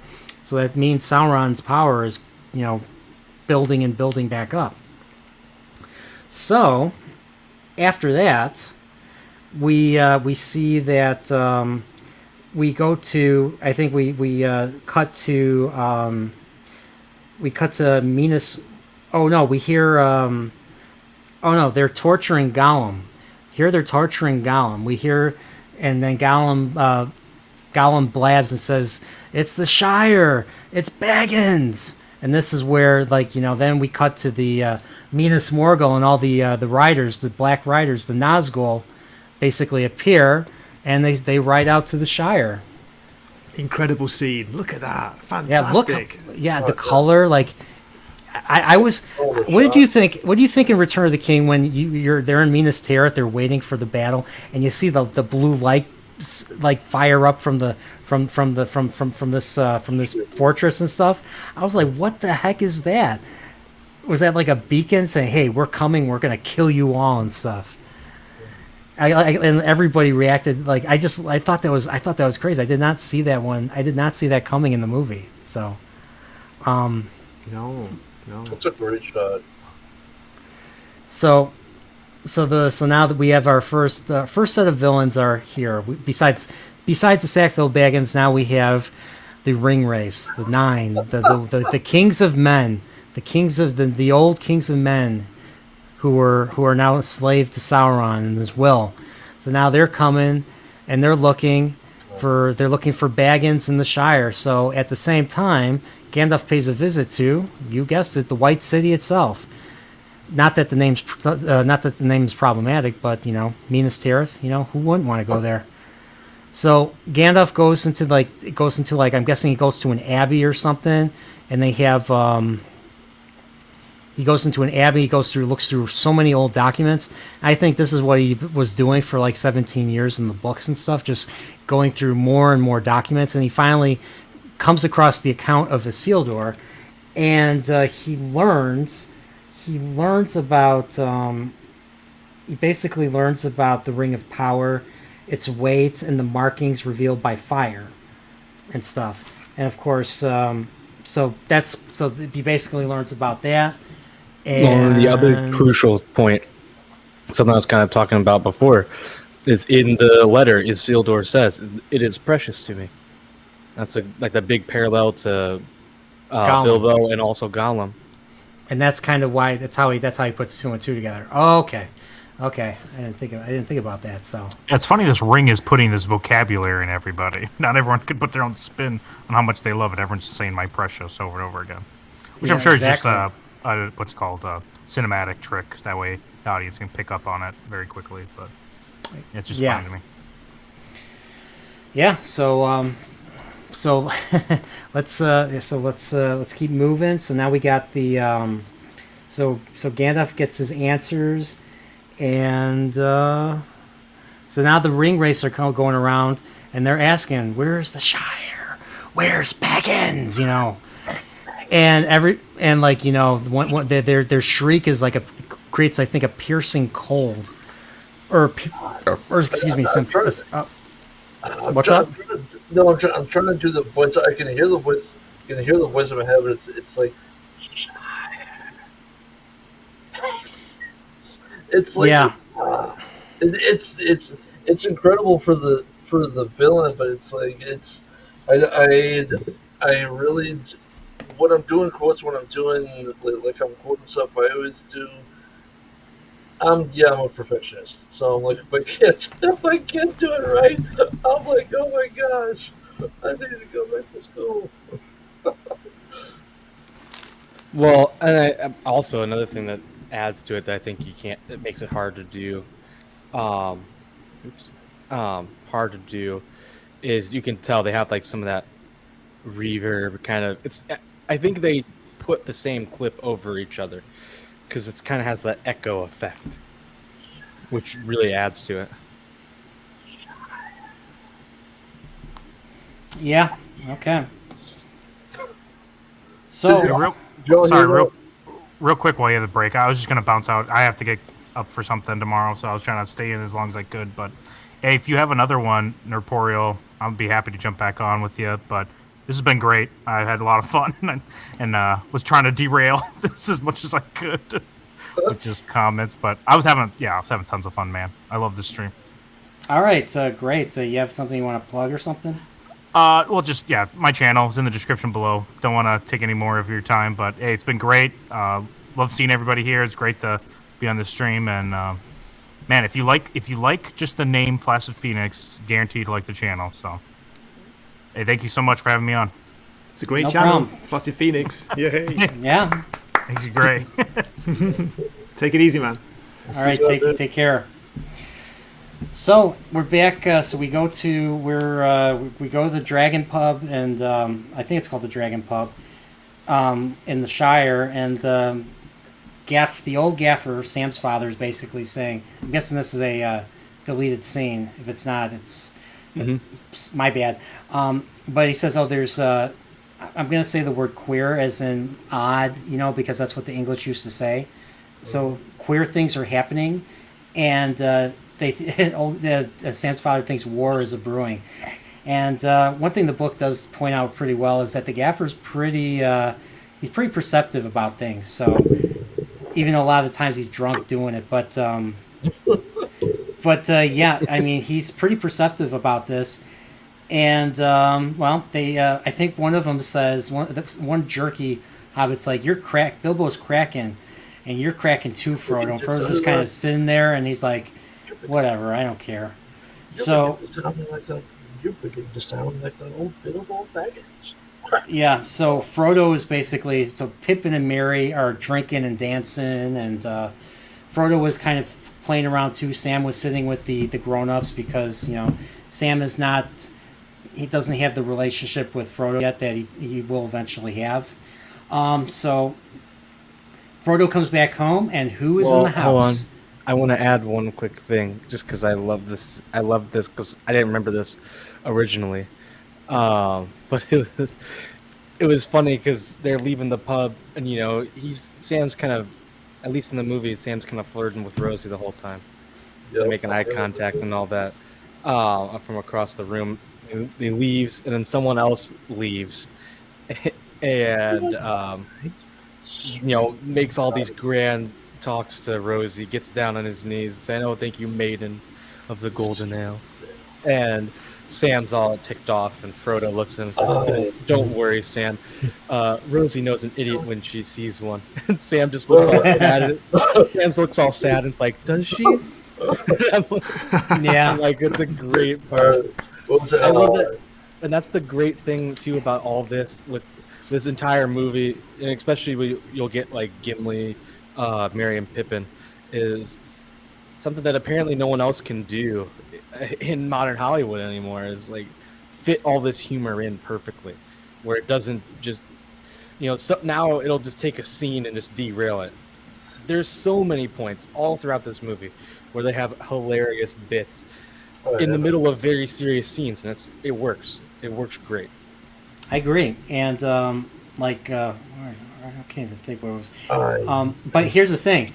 I'm gonna say this. If this was made today, they would forget about that little plot point with Sam and Rosie, and they would not follow up on it. They would kind of forget. That's what I think would happen. So, but this movie, almost every aspect of the Lord of the Rings adaptation pays off at the end, and that's why this movie is beloved to this very day. Yeah. So, but yeah, so Gandalf is in the house, and it's a nice little horror sequence, I guess, because Peter Jackson was a horror director. And he's like, "Is it safe? Is it secret?" And then, of course, he takes the envelope and chucks it in. He takes the envelope with the ring and he chucks it in the fire. And he's like, "Don't worry about it, Frodo. It's probably going to be quite cold," and it is. And then he's like, "Do the markings? Do markings show?" And Frodo's looking at it. He's like, "Yes. It's in some kind of Elvish." And Gandalf's face completely, or Ian McKellen, just his face completely goes down because he's like, "Oh no, I know what this means now." And this I means think you have the ring of the enemy. You have the ring of the enemy. And I think a great thing in this scene too is because they've already done, how far are we in the movie, and they've already done a great job of just of building up these characters. Is you see Gandalf looking scared. He looks really scared, and it's like, hey, if Gandalf is worried, and he's concerned, there's business. Like, you already know he's a strong guy. Not much gets him worried, but knowing this and seeing this, you can tell, and that's how you already know from this. Oh, this is business. What does he say? Like, doesn't he say in one of the movies, like, I lived 100 lives of men or something, and I still have no time? Is it like, didn't he say like he lived 100 lives? It was something. That's extended edition. I think it's Return of the King. I think I don't think Two it's Towers. The one. It's Two Towers. No, it's with. I'm pretty sure it was. Or was it Helm's Deep? I think it's when he goes. It's when he goes. Yeah, he goes on Shadowfax and he goes look for the Rohirrim, and they barely have enough time, because they're like 2 days away, and the army's like 1 day away, and stuff. Oh, yeah. I thought it was when he, after the Palantir stuff, when you went with because I don't think this was extended. I thought maybe what I'm thinking of is when he's with Mary. No, it was Pippin. And he's riding, and he's getting ready to go, and he says, "100 lives of men I've lived, and still I have no time." Okay, maybe you're right. I thought it was that point. Okay, I'll have to. Well, when we get to Two Towers, when we get to those movies, I'll find out for sure, and we'll have to wager on that. We'll have to wager on that. All right. I'm just gonna say it. I'm gonna go with my gut and say Return of the King. Okay. I don't know. Yeah. I don't know why. That just seems to fit.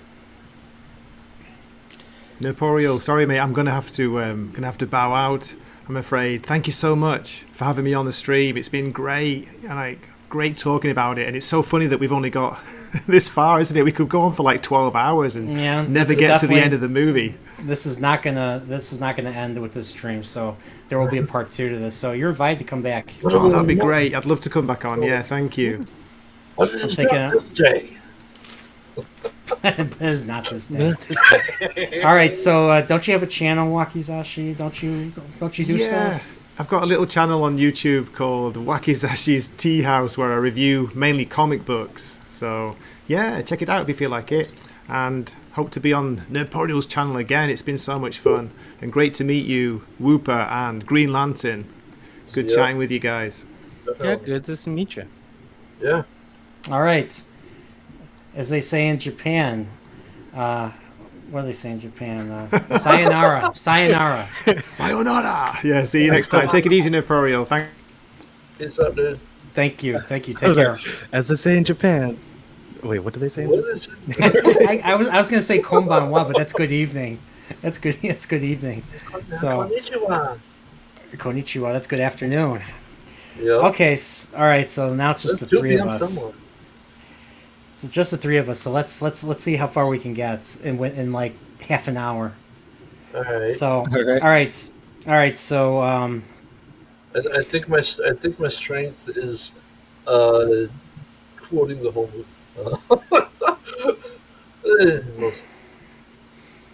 So we find out what the markings on the rings stand for.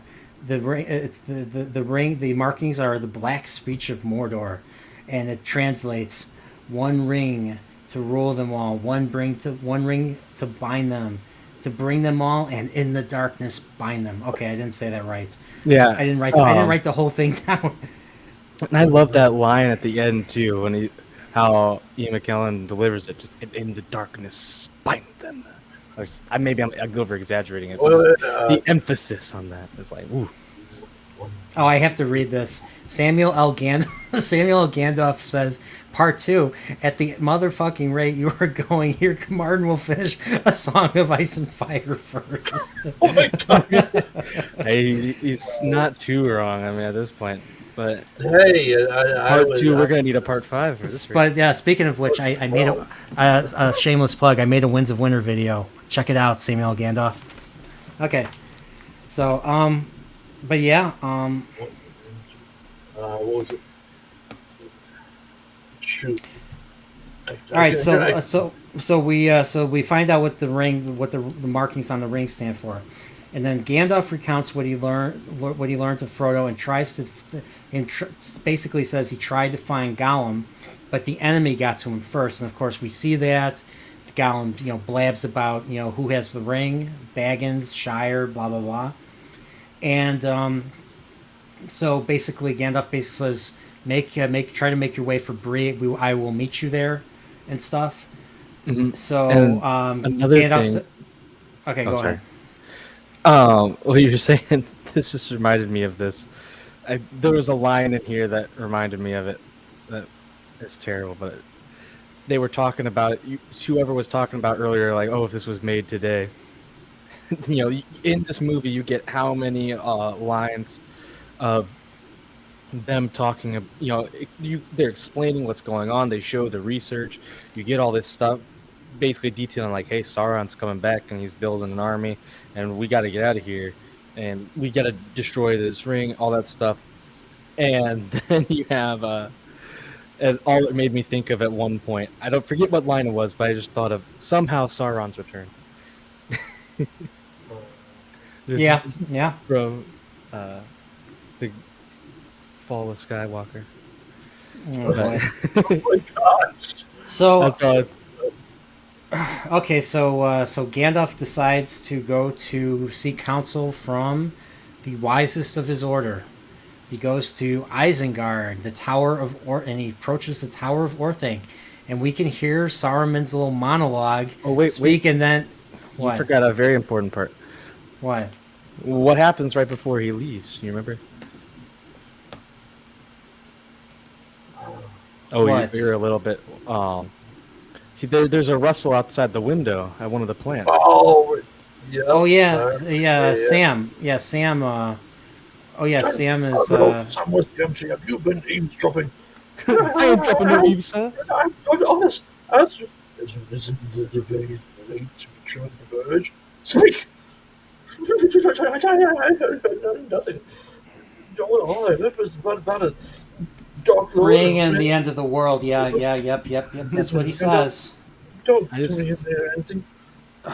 And whole line. Let's I ain't see. dropping no eaves, sir. He ain't dropping no eaves. But he I kind of went too far. Doesn't Frodo also try to offer Gandalf the ring too? Yep. Frodo offers Gandalf the ring. Gandalf's like, I can't take it, even to keep it safe. So, don't tempt me, Frodo. Yeah, don't tempt me, because that's why once again we talked about this earlier. The Hobbits. That's why it's best bet is to leave it to the Hobbits to bear the ring and stuff, because of the type of influence that it has over people. And those with more power, or the potential for more power, it is more dangerous with, as you would say it. So that's why Gandalf, shirks it off and stuff. He says, I can't, don't tempt me, leave it be. Leave me be with that.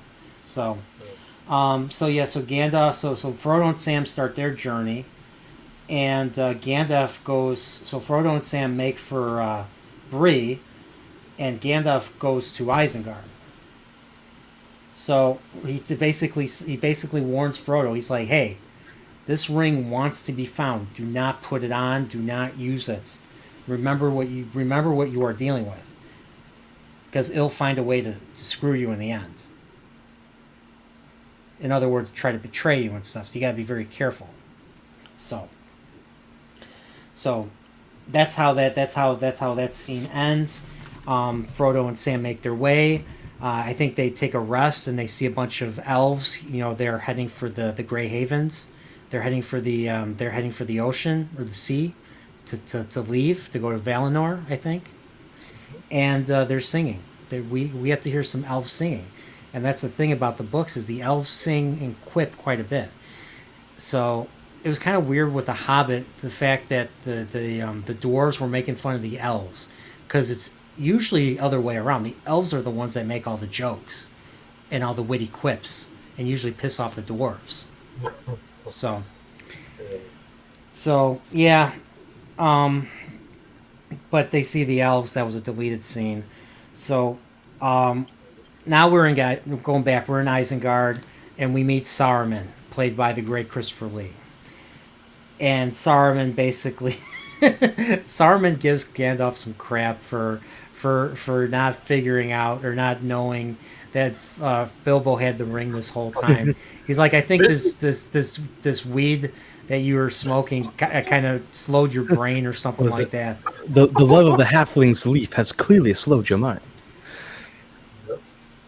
Saruman sounds too much like Sauron. Foreshadowing or coincidence? I have no idea. To be honest, I have no idea. I noticed that too. I did notice that when I read. I'm like, why are these names very close? So maybe because they're we know Saruman is deep in Sauron's council, so maybe that's why he named him that. So That's a great question. the truth was Sam was still high from the good shit and woke up in the bush and overheard us. Bilbo edited all the motherfucking drugs out of our time in the Shire, man. So Samuel Gandalf is great right here. yes, he is. So we're in the tower now. Gandalf and Saruman are having a little meeting, and we learn that Sauron has not taken any physical form, but he is rebuilding his forces he's rebuilding Barad-dûr, which is his main castle, his main keep, and and he's basically rebuilding his army and stuff. Orcs, men from all over, evil people. He's drawing all evil back to Mordor to build the ultimate army to once again take over Middle Earth and stuff. So Saruman reveals that he intends to join with Sauron because there's no hope in any defeat in defeating him at all. And he says there's no way that a hobbit can contend with the will of Sauron. There's no one who can and stuff. Mm-hmm. And they have the scene that kind of reveals it with the Palantir, where he says, yeah, he's like, you don't know. He's like, not all the seeing stones are accounted for. We do not know who may be listening. And then he covers it, and he's like, oh, wait, that's Sauron, because we see the eye, we see the blink of an eye, the blink of the eye, really quickly, and then he realizes, okay. And that's when what is it? Chris Lee, the hour is later than you think. Mm-hmm. Which is just chilling from him. I love obviously, like pretty much everything he does, just a great performance. Yes, and I think what does Gandalf say to him? He's like, when did Saruman the Wise be on a route for madness or something? Tell me, old friend. Tell me, old friend. Saruman the Wise abandoned reason for madness. And then of course, Saruman gets pissed off, uses his staff, and pulls a Sith Lord and stuff, and then they have their little wizard fight, which I did not. When I first saw that in the theaters, I did not see that coming because there's no wizard fight in the books. So in the books, Saruman basically traps. He reveals himself to be Saruman, the Wizard of Many Colors, and basically teleports. I think he teleports Gandalf to the top of the tower, and that's how Gandalf is indisposed from being able to rejoin with Bilbo or with Frodo in the books and stuff. So But I'll be honest, that wizard fight was awesome. I got when I first saw it as a teenager, I got a big kick out of that. Oh yeah, it was a treat. I always like the scene where it's like Gandalf is standing there and it's just like, gentlemen. It's I love the acting right there. It's so subtle, but it's so powerful because it's like Gandalf and Saruman are just like Saruman tilts his head just the slightest, but it's like it's so like he doesn't even move his head hardly much at all, but it's so powerful that it's like, oh snap, it's about to get down, it's about to go down, and it's Saruman. And of course, as the fight goes, Gandalf's trying to put up a decent fight, but then, of course, he pulls a Darth Vader right here and uses the Force and steals Gandalf's Gandalf's staff. I gave you the chance to make it. And then poor Gandalf right there, he goes in like a circle and stuff. Dang.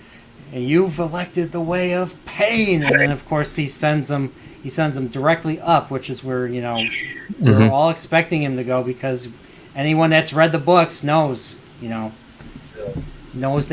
he gets trapped up there and stuff. So okay, one question I do have for people here, anyone watching this live or anyone watching this on the replay, how do you think they got that when Gandalf was like, to me, I'm as a content creator, I'm always wondering, like when Gandalf was spinning on the floor with his head literally stuck on the floor, was that a wire or was that CG? I have no idea.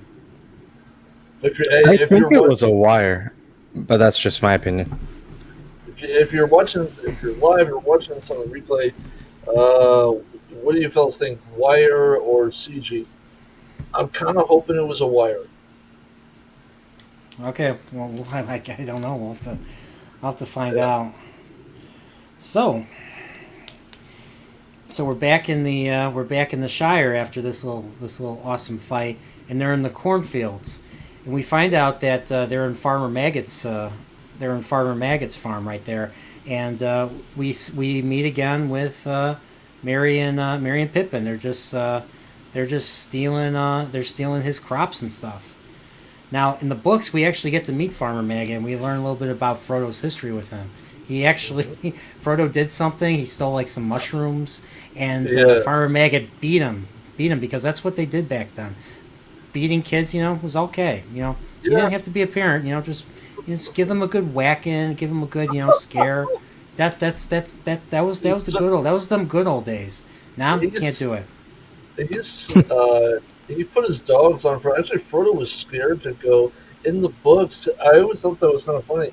Frodo didn't want to go to Farmer Maggot's because he's like, the last time I went there, he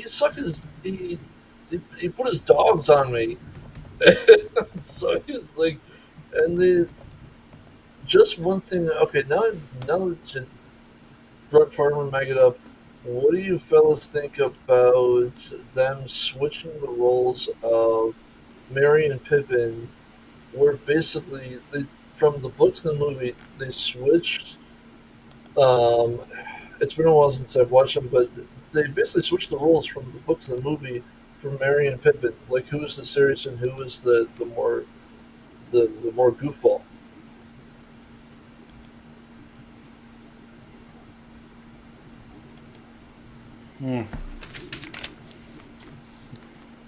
Because in the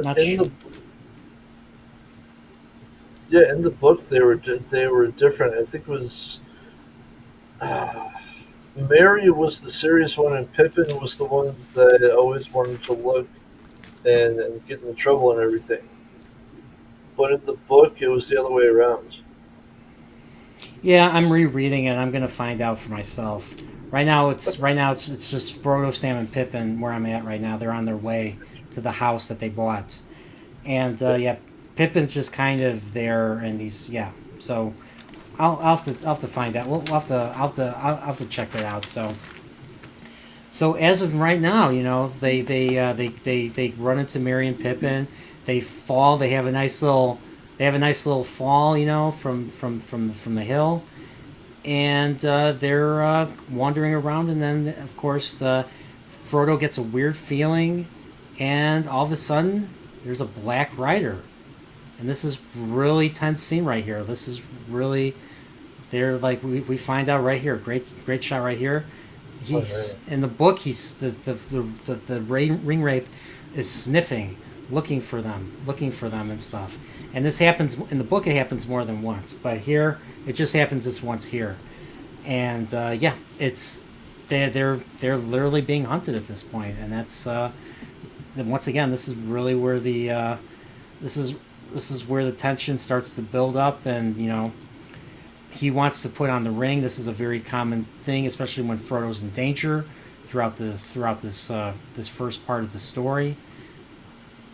And it's just once again, the ring is a constant temptation and stuff. So, and I think in the movie they throw something in the other direction to ward the wraith off while they run the other direction.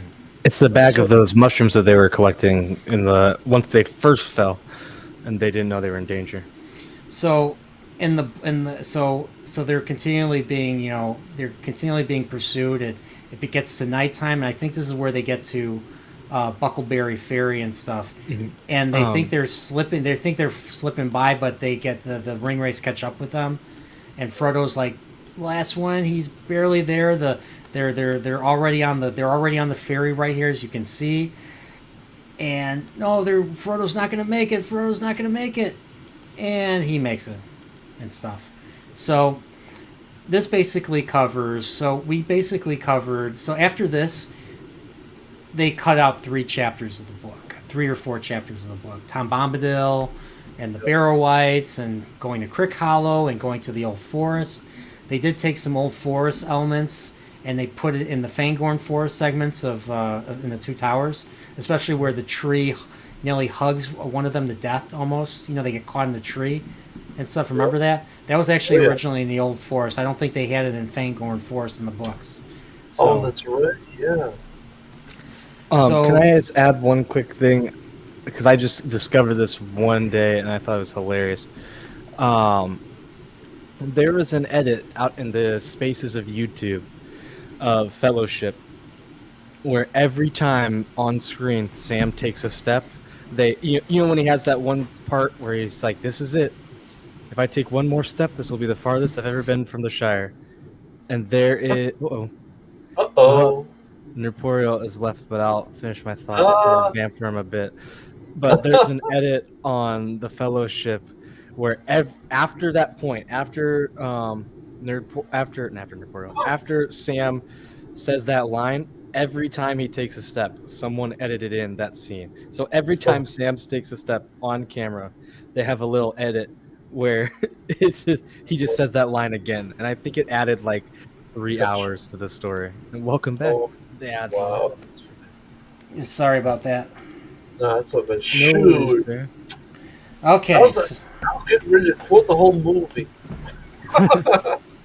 All right, so I think this is a good place to end it. So Gandalf is captured by Saruman, and our heroes are now about to basically enter Bree, where the story takes a very critical new direction. We meet some new characters, and I feel this would be a great way to end this particular one. So this is going to be part 1. So there's going to be a part 2, and that's going to resume next Saturday. So definitely. Do you guys have any things you want to plug, channels and stuff? I got Goggles and Gadgets is my public. Goggles and Gadgets, it's my public channel, and I got a stream coming up on Monday.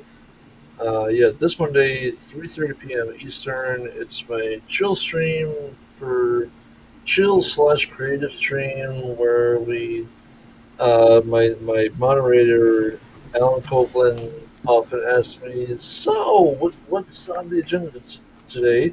And my response is, "I have no clue." But we've been doing been writing actually something based off of, well, inspired from Lord of the Rings. I'm writing a like a short story of elvish detective party that is set in like a fantasy type of environment. That we've been working on that for a few weeks, and so we might do that. Or, I mean, now and after this stream, I might just talk about Fellowship of the Ring, or Lord of the Rings, or something like that. It's a chill stream. We talk about whatever. Then Wednesday, unless it's, as of right now, Wednesday, we're starting a new stream. Um, I'm gonna be reviewing Dune from last year. I just saw it recently, and then Thursdays and Fridays I got into Minecraft streams at 5:30 p.m. Eastern, and the Wednesday stream is going to be at 9 p.m. Eastern. And so, if y'all are interested, I mean, I like it. I think it's fun. What about you, Whoopa? Don't you do the YouTube too? And Yeah, I do the YouTubes a little bit. My channel, Whoopa Troopa. I have 69 subscribers. Haha, the funny number. But what are you gonna do for 100 when you get to 100? You gonna celebrate? I have to do something. I'm gonna have to make some sort of Whoopa. A Whoopa giveaway? Not a Whoopa giveaway. I'm not that rich yet. Don't don't get everyone's expectations up. But I want to do some Whoopa lore because I haven't talked much about Whoopa. Why I am the Whoopa Troopa, and I'll probably have to do something about Whoopas, why I'm called Whoopa Trooper, or maybe like why I think Whoopa is a cool Pokemon, etc., something like that. But for the near future, I have my Whoopa Wednesday streams doing Pokemon Red. I'm working my way to catch Snorlax next. I have 5 gym badges. Got to get through the last couple land routes, and then Snorlax, and then I've got to finish out the gym leaders in Elite Four, obviously. So it's a lot of fun. I appreciate if you come by every Wednesday at 7 p.m. Central, aka Whoopa Standard Time.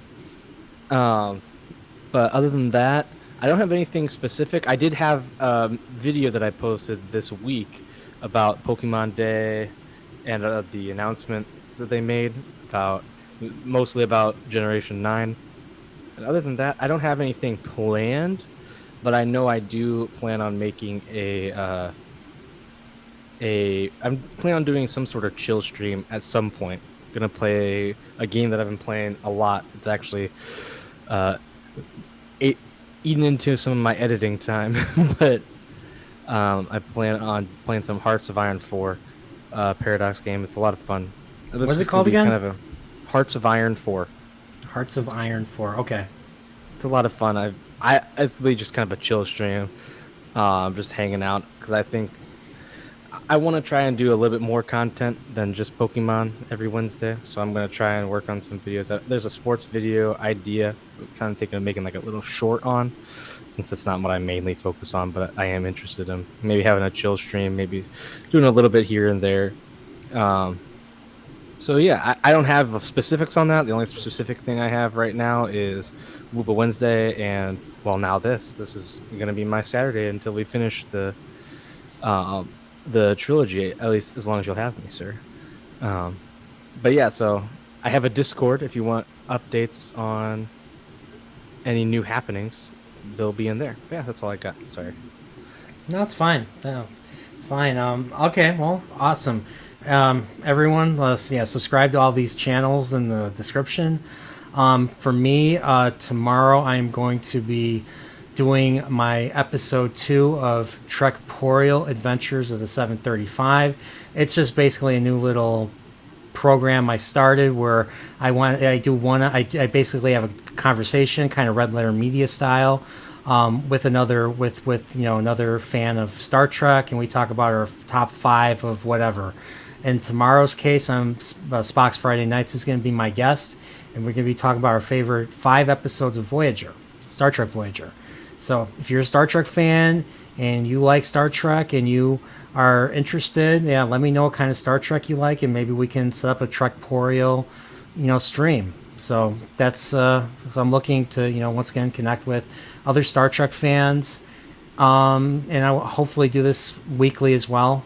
The first episode I did with Mike from Pacific 414 regarding top 5 Klingon episodes was a success, and I really enjoyed it, and I want to keep doing it. So.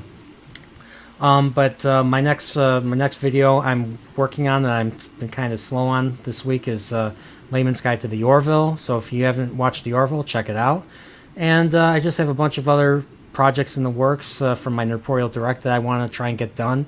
I promise to get these done by first quarter, but they're not. I only got one video done out of a whole bunch and stuff. So in the first 3 months of this year, so I have a lot of catching up to do. So. But yeah, but this was a great stream.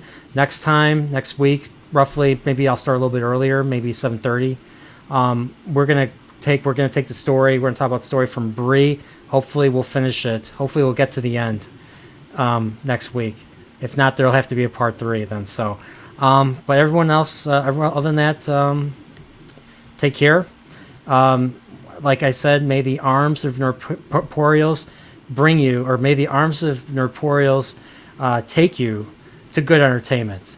Other than that, everybody, see ya on the next one.